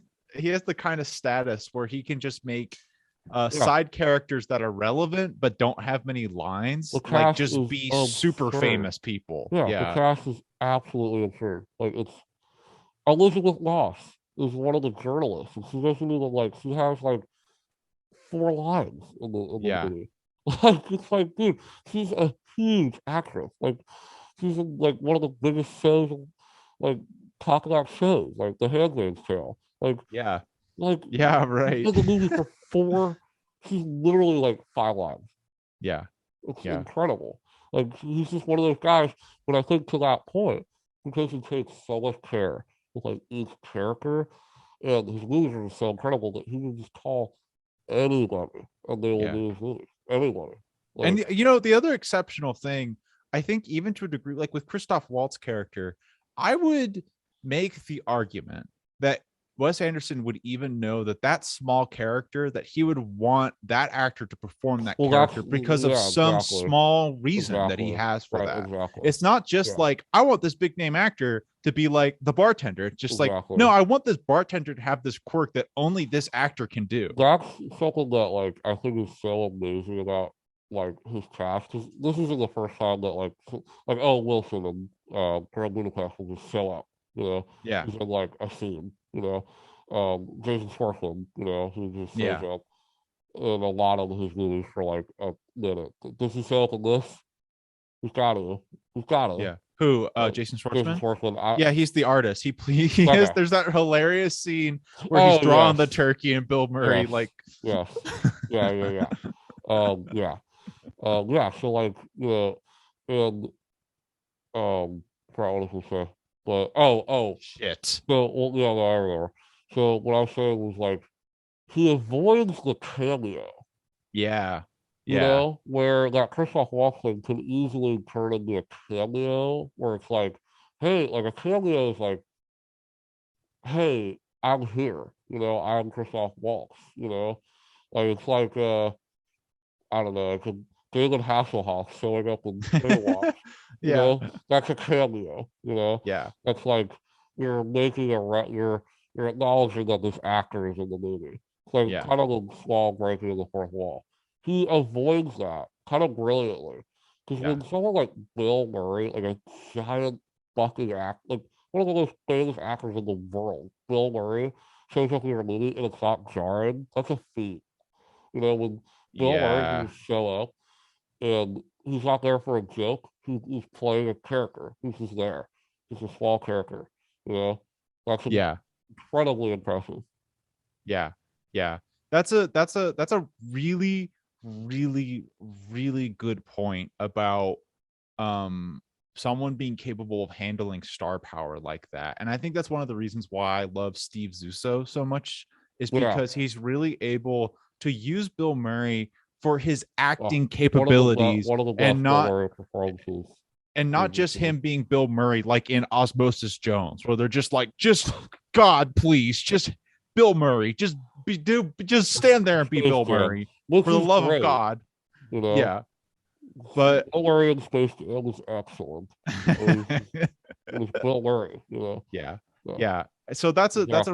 that's a really great point to I've talk always about. thought that was so that makes him stand out so much because not a lot of directors that like Scorsese could do that, right? He Yeah. could call anybody and have them show up for like a scene, but he doesn't. Probably because and also it's kind of part of the Wes Anderson like mythos. It's kind of part of he has these same cast of characters that just kind of like come in and out of his movies, which makes them uh, so much fun to watch, especially if Yeah. you watch all of them. Because same actors for the majority of the newcomers come in and out, like but it's impressive that he's able to like you know like just not care about like Bill Murray. Like he doesn't have to make Bill Murray the star of every movie. Not only that, he can show up for like Royal Tenenbaums. He's in it. He doesn't even make a joke in that movie. Like he's like he's with Bill Murray. He's not even like He's not even funny in that movie. Like Yeah. he's sad.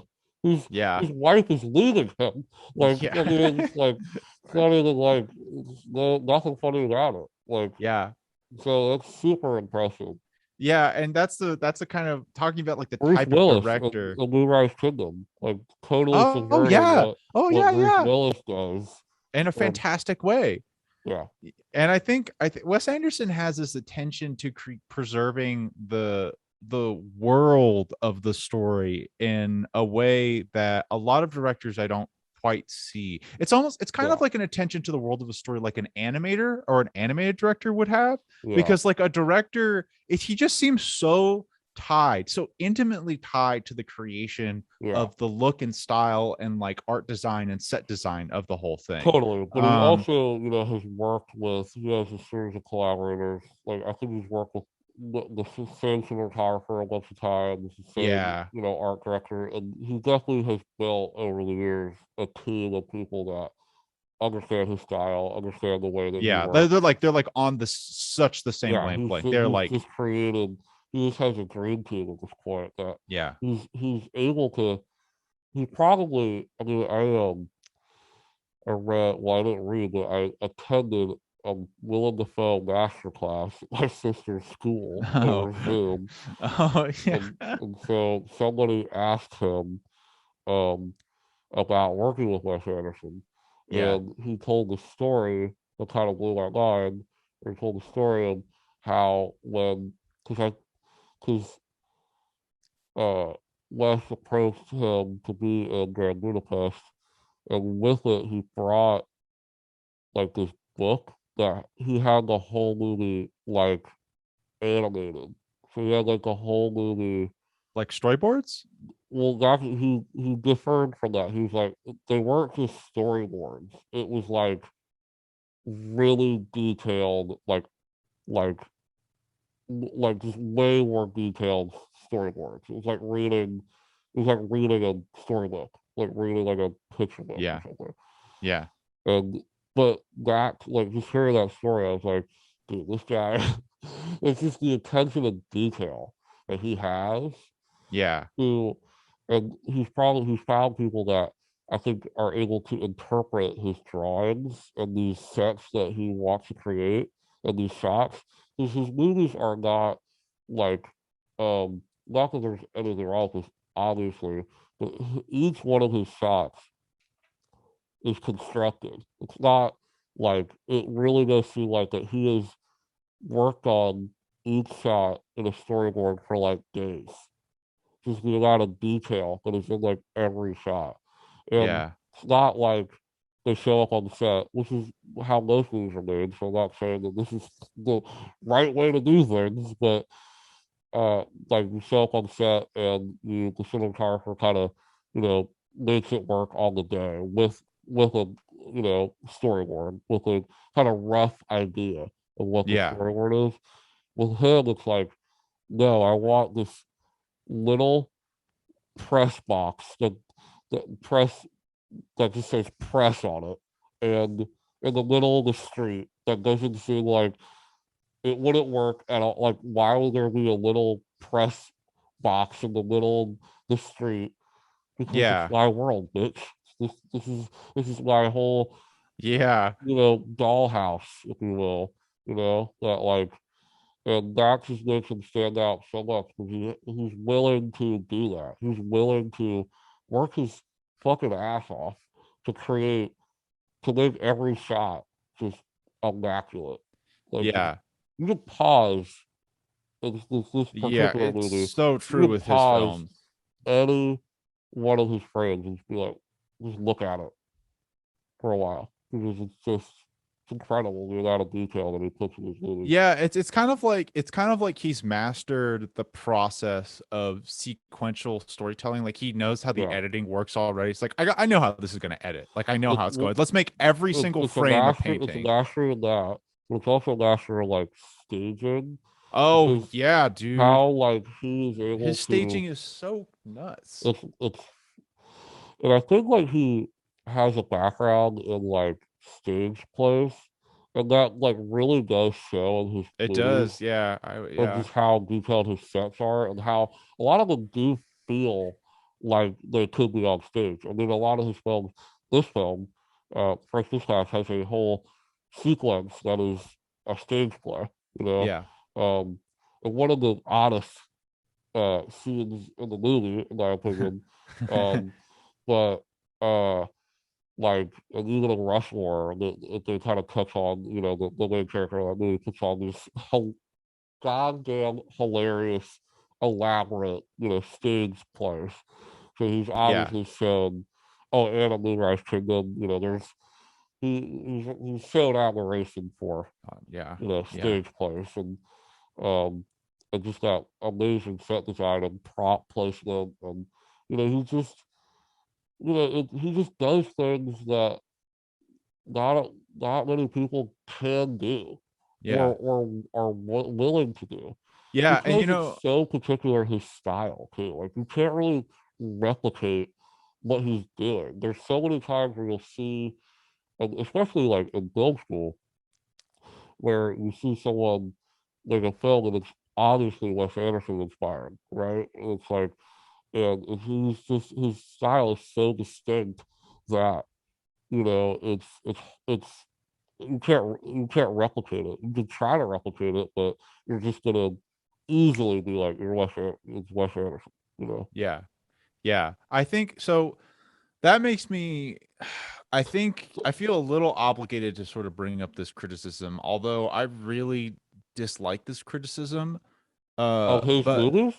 of his movies that I Oh, okay. see a lot of times. The only criticism which I don't agree with, but I find to be the only potentially logical, like potentially legitimate, like criticism of his directing and Yeah. his stylist movies is his redundancy in style. Like he's over stylistic to a sense of it being a Hmm. crutch for him. And it's Sure. like, and it becomes these, you have these expectations of expecting like, like the shot in the beginning where the waiter walks up the building. It's like we've seen a Yeah. shot like that in every like Wes Anderson Right. film, something like that. Like or like the What a cutting the lame. That submarine in is I half. think that's a good criticism, but what a lame one, you I know? know.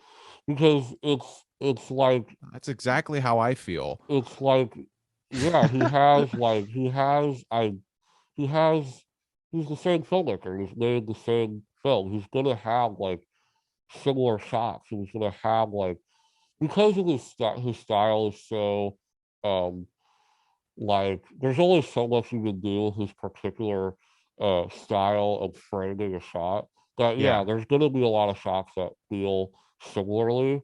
Yeah. But the thing is that this, I think he really, I mean, I think what you're trying to say is style over substance sometimes, right? Where you could someone could make an argument that his movies just feel like, it's just style.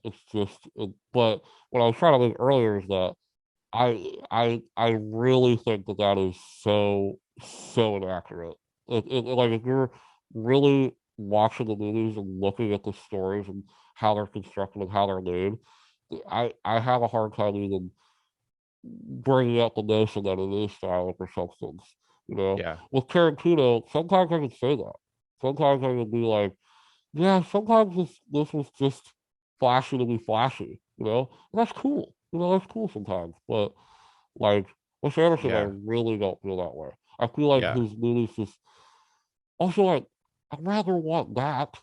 I'd rather want somebody like trying to do a cool style and cool, you know, than not, Yeah. I mean, I totally agree with you But that, yeah, that's totally a criticism that I've heard too, for because sure. it's frustrating to me because I can't fully dismiss that criticism because I see where you're coming from with Yeah, that. But I totally agree with you because for me, well, it would only be a problem for me if it's the kind of sort of redundancy or if it's self-indulgent. Like it's yeah. redundant to being boring, or it's like, well, this guy is just like Michael Bay redundant in his explosions and Well, stuff. It's just like yeah. it's like, but I feel like even if I see the same framing of shot, it serves a unique purpose, and I just But that like, that's what shot I is want so to see. That's what beautiful. I want to see when I go see a Wes Anderson movie, right? Though, like, I want that. Exactly. I want that style. That's why That's I'm it. Yeah. going to see it. Or like the only thing I could think of is in the way of maybe it being a bad thing is if you watch all his movies back to back and you get fatigued from it. But I don't even feel that to be the I case. am watching this movie back to back, and I don't feel that way You at don't all. feel that way at all because it's Because, just so in, exciting in and my like opinion, energizing and cool. though, like,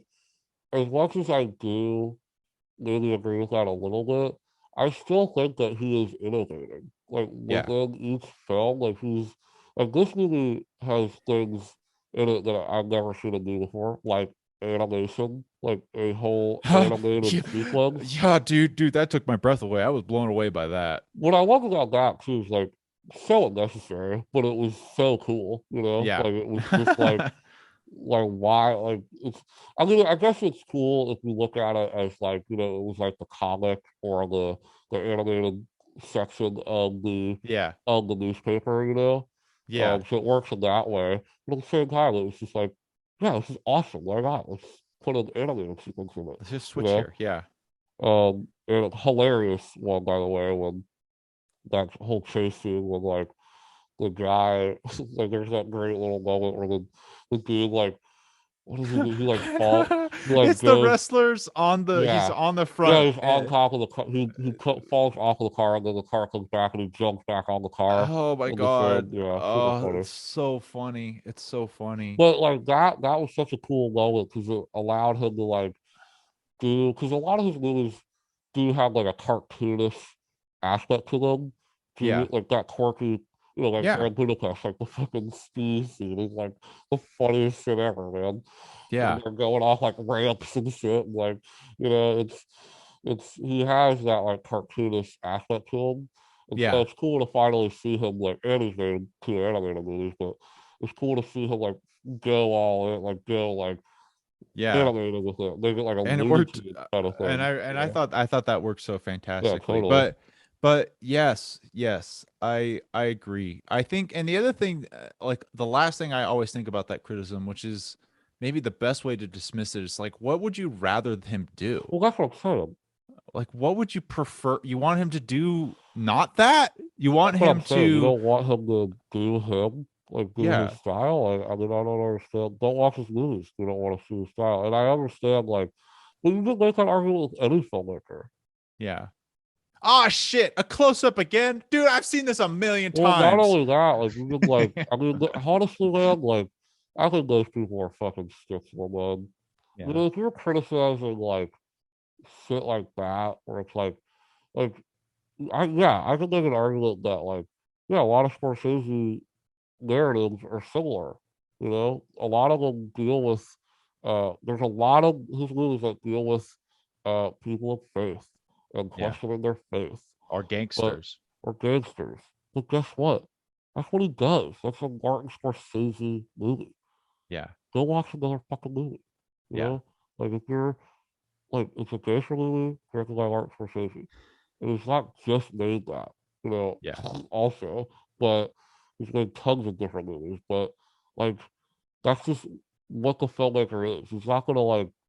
There's only so few PTAs where you get like each movie is like a fucking different genre, you know, Yeah. or Quentin Tarantino, where it's like a different fucking yeah like genre. Like Yeah. there's not that many people like that, man.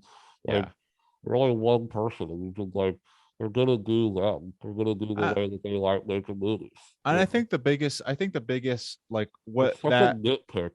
I think what that Like problem usually is most of the time, well, it's either, people trying to find something be in great against movies. being against something Yeah, that everyone inherently is really great. into, or sort of like the experience of like people, Rick and Morty is Yeah, fantastic, or Pink fantastic. Floyd Yeah, is fantastic. right, But I am so sick right, of all the people circle jerking and talking about Rick and Morty and right, Pink Floyd. Like right. I wanted to, I like, or you go through film school and you kind of find a hate for Wes Anderson when you go through film school, Sure, yeah, because right. but like once you're out of film school, it's just like those guys sucked. Wes Anderson's great, but it's those Well, I mean, guys. I think he's just like, I think for me, like, I've always loved his movies, but I think in film school I really was like, just because everybody talk about him, because he's so easy to talk about. Like, Right, Wes right, right. Anderson, but they just had a knock on him at all. I think his movies are, I think he's one of my favorite filmmakers, but his Yeah, films it's are funny. like, It's funny to knock on him for being but it's just like every really class. experimental and so successful. It's just like, yes, Yeah, he's genius because he makes genius things palpable to yeah, the common man, right, which is yeah, great for right, teaching, so everyone can talk about it, which is what's great about it. But yeah, it opens doors to the fucks. Yeah, exactly. Right. Yeah. So it's just like it's the Tarantino phenomenon. Yeah, it's the That exact and same thing. it's also like the Nolan phenomenon doing stuff. Yeah, yeah, Which yeah, all phenomenal filmmakers, like obviously, you know. yeah. It's just like, you know, it's just kind of annoying sometimes when you're like a film person and you're in communities like the film community where, you know, it can get tiring, um but I don't fucking care because I this don't movie is either. excellent. Yeah, It's excellent. Um, it's just it's I think it's his. I cannot. I don't know where this man's gonna go from here yeah, because this movie is just so crazy, dense, like we were saying, and it's so wild and just yeah. so coherent and just the biggest cast he's ever assembled. They're all amazing. I don't know where he goes from here. He's shooting a movie right now Is in there any Spain. is there any noise about it? Like what? Stars Tom Hanks, Bill Murray, you know, classic characters. Scarlett Johansson's in it. It's called Shit. Asteroid City. It's a It's called romance. Asteroid City. This is an amazing title. That's It's awesome. set in Spain. We'll see. Oh man, Probably gonna be I'm wonderful. ready. I want him to direct a 2D animated film. That's after I saw that 2D animated I can see it sequence. happening. The problem is that let's hope he doesn't. I don't know who's gonna fund that, unfortunately. We would have to find funding Yeah. for it. And maybe a 2D animated movie is hard. So Hmm. so is a stop motion movie though. Yeah, and he got a stop motion movie made. Two of So them. two. Yeah, two. Yeah. So I feel like like if he can get a stop motion movie made, he would have connections to make a 2D how movie you made. think, right? Yeah. Yeah. We I don't know. might not want to. What's the last 2D animated movie that even came out in theaters? I don't know. That wasn't like Pixar Disney Well, or 2D. Disney. Well, what? Like Or 2D. 2D. Yeah, dude, that makes me sad to think about that because I just really wish I would love to have another 2D feature film come out in theaters, like the I big would love like theaters. another like Roger Rabbit situation where someone tries to like experiment with that shit again. Yeah. You know But how like wild that would be. but it's like it's so weird because like in a way every movie is that now with like the amount Yeah. of like animation and CGI that goes Yeah, but into it's just all of these yeah. blockbusters. I It's not also the think same you though, also wouldn't be able to. The thing about Roger Rabbit obviously. is it's so genius and so amazing still to this day that like Yeah. if you were to do that, you would just be comparing to Roger Rabbit, so like why Right. even It's try? really hard to figure out how to do that in a unique manner. Yeah. Yeah, How could you make Roger Rabbit that's not Roger Rabbit? yeah.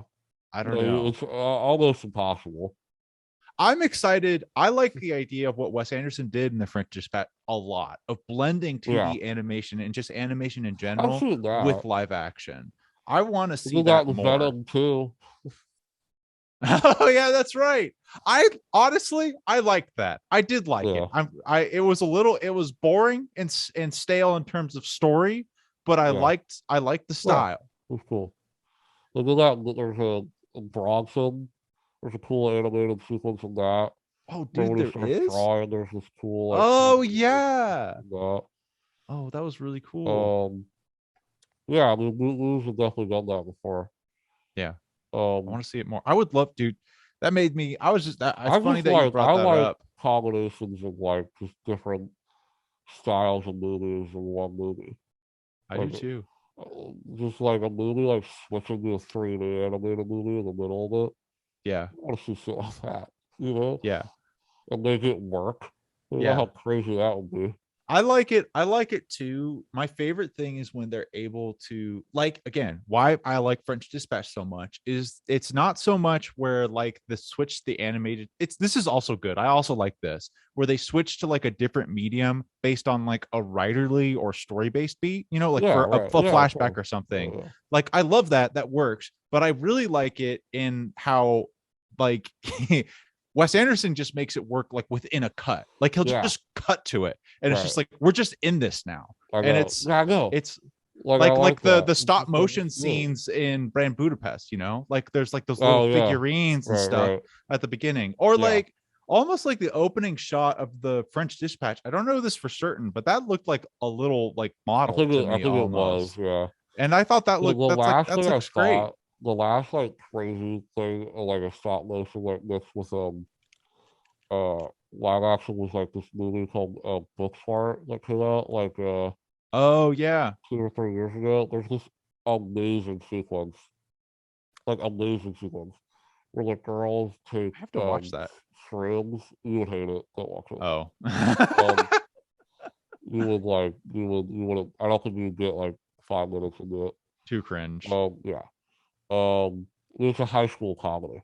Um, Yeah. I can't do those right. and I have they limits. take drugs. I think they take acid. I think Yeah. on accident, and they go into their bedroom and they turn into dolls. Like they turn into like Barbie dolls, and like it's like Barbie dolls. So it's like That's a stop cool. motion animated sequence from their like they they think that they're Barbie dolls, and it's like really funny, That's really cool. awesome. That was the last example where I thought of like a cool mixture and something like that. And it working. It's just Yeah. people just have to take risks like that. You know? Like Yeah. you just have to, and it's hard. I understand. Like it's a tough thing to pull off. That's But I was watching the John Carpenter's debut film Dark Attack Star. on Precinct 15. Oh, Oh, Dark Star. Yeah, yeah. yeah. Which is That movie is fucking it's not the a greatest student movie film. in the world. Yeah, it's No. basically a student Yeah. film. But it's Uh, but funny. but what it is funny, and what I liked about it too is how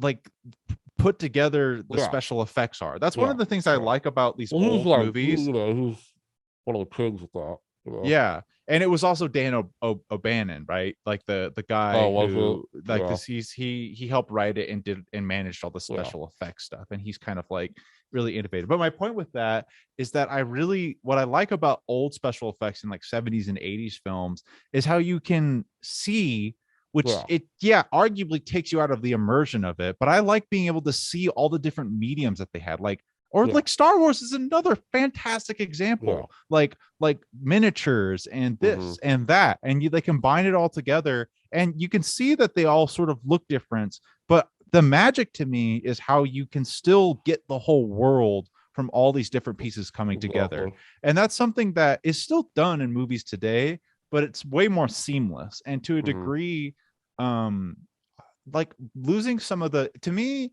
I would explain it as being like if you have like an illustration or a drawing, it's like the difference between erasing all of the pencils underneath it versus leaving some of the pencils and seeing some of like the unfinished sketch underneath the finished inks and color. Right. So that's like a that and I really like seeing some of like the work or behind the scene in the Yeah, movie oh, itself dude, I sometime. so agree, man. Like, I really do agree. And I think like some people like don't. I don't know. I miss that. I just like I like to see, yeah, like we were saying, I like to see the behind the scenes of it. I like to see Yeah, like I like to like know that somebody built that with their bare hands, you I know? know it's cool. It's just It's cool. also cool that like, people are digital artists work on, things for hours and Yeah. turn out like that. But just the I think digital age, man, I think we're just old heads. I yeah. think I've just accepted that like the music that I listen to as well, super into like 90s hip hop and fucking sample chop shit. I know that people aren't into that, you Yeah. know? I just kind of accepted that I think I live in a different time period. Yeah. Sure, I like We're trap music, but yeah. like it's not I can't get into it like a lot of people, you know. Dude, we're 20, we're 23, and we're already not with it. Are you 24 now? I'm 24, yeah. Yeah, you're 24. Dude, the fact that the first Harry Potter movie, they're doing like a I felt so old. They're doing like a on HBO Max, they're doing like a 20-year anniversary where like I was watching the day Radcliffe and Rupert Grint are gonna like I think it's like a little short little video or like a video like a documentary about like just the anniversary. I was like, fuck, like I was like, dude, I watched that when I was like 5. I know. Like Jesus. Yeah, I was kind of thinking about how like the passing of time feels. I was actually when I was sort of reviewing French Dispatch, I just looked at the fact that it was made in 2021, and for whatever reason, Came out in 2021. it came out in 2021, Made in 2019. yeah, and it hit me in a weird way about like I had like the thought of like you seeing like a movie that comes out recently and it has this like modern feel and Yeah. relevance to it. But when I saw that, it like I had this perception of thinking about this is going to become an old movie so quickly. In So the French quickly. Dispatch? Yeah. You mean like old as in Like the fact like once a little bit of time passes, it's not going to become irrelevant, but it's not going to have that kind of like modern like, oh, this was made 2021. Even like once yeah, 20 like I thought about that when you said Booksmart, because yeah. Booksmart came out a couple of years Well, ago. that's just because there's so many movies that come out. Right. But We're just that's so inundated by yeah, and like that's a and films. that's a Yeah, and that's a crazy thing to me is like the speed of which content is coming out, yeah. it's not. I thought you said that. I thought you were saying that French Dispatch is going to be dated. No, I was like, no, no, this is like one of the most timeless things I've ever seen. no, absolutely not I dated. like relate to this as like, there's some music that you hear come out and you're like, oh, this is going to be timeless. Like, this is going to be, people are going to be listening to this for years, you know? Um, Same with Wes Anderson's movies. Like, his movies don't feel dated at all. Like, the new Spider-Man movies, as I like them, they're going to feel old in 20 years. Yeah, Feel old. They're going to be like, wow, this is like 20 years ago. Perhaps yeah, this class is going to be like, well, this is old, but I don't even know when this is set. And I don't even know, you know what I mean? It's like, yeah, yeah, yeah, it feels timeless. It doesn't feel yeah, like it's stuck in a time. No one's using an yeah, iPhone. yeah. That's I yeah, love movies like that. yeah, I think like if I were to make a movie, I saw something recently. Oh, Wes Anderson. I was watching The Royal Tenenbaums. That movie is set in 2000, but you're like, it could be 1975, and you wouldn't know. Like just the way that the analog TVs they use in that, like, it's so not 2000. It was shot yeah, during and, but I love that. It makes it timeless. It makes it like you can watch it at any time period and it will yeah, feel, you know, just cool. Just like because if you're watching a movie, you're like, oh, it's a cool costume, not knowing that like, oh, it's like an 80s dress or something, And the movie's yeah. not tied to a time period, Right. like Yeah, that. yeah, Not that there's yeah, nothing wrong with that, movies if you want to sit your movie in the 60s or 70s or something, but I love it when you don't even know. Like you can like if somebody told me that Royal Tenenbaums was like this is 1985, I would have believed them yeah, just from the yeah. set design and everything. Yeah, it's like this idea of because that made me think about like the fact of how much I like how all the old technology in Alien, which is supposed to be set Well, far in the future, think but about like how even in Alien, like it doesn't even look dated. Like it no, doesn't. It yeah, looks like it looks like it could be real. It's believable. yeah, because it's like They're it's not the using idea. iPads and shit, but Yeah, it's yeah, not. It's not because this is the thing that may be a fault of Marvel or why it will be dated because they're trying to make oh, it will be if dated.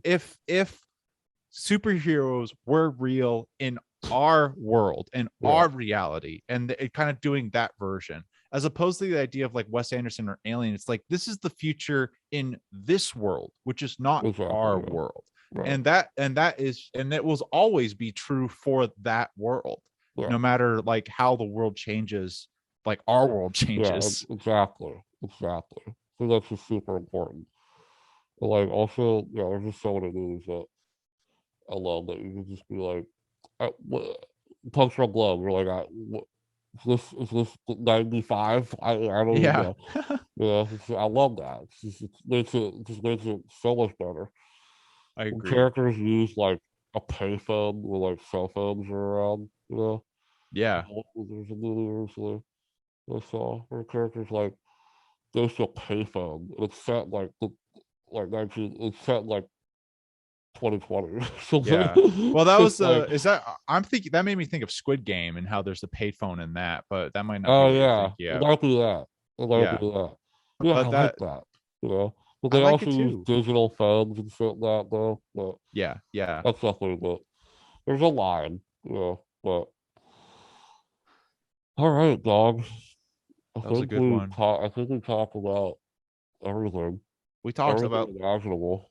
and since we talked about everything, this is the end of the podcast. We have no more films to talk about. We got it all covered here. Yeah, this is This the is end. this is the end. A hundred The and last something. podcast. The end.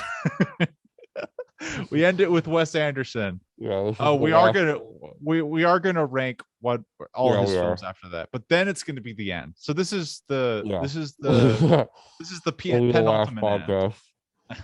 It'll be the last supper, if you will. If you will. Yeah, so we're gonna review the podcast most likely that will come out after this is Wes Anderson ranked. Yeah. It should be very excited. I'm super Very excited. excited to do it. I'm just curious to see like your ranking and my ranking and how we're gonna argue and Yeah. spin on each other, And fight. you know, and fight over like it's just gonna be fun. Like I said earlier, it's gonna be funny because it's like picking like children. It's like I some of these movies know. are, like some of my favorite movies.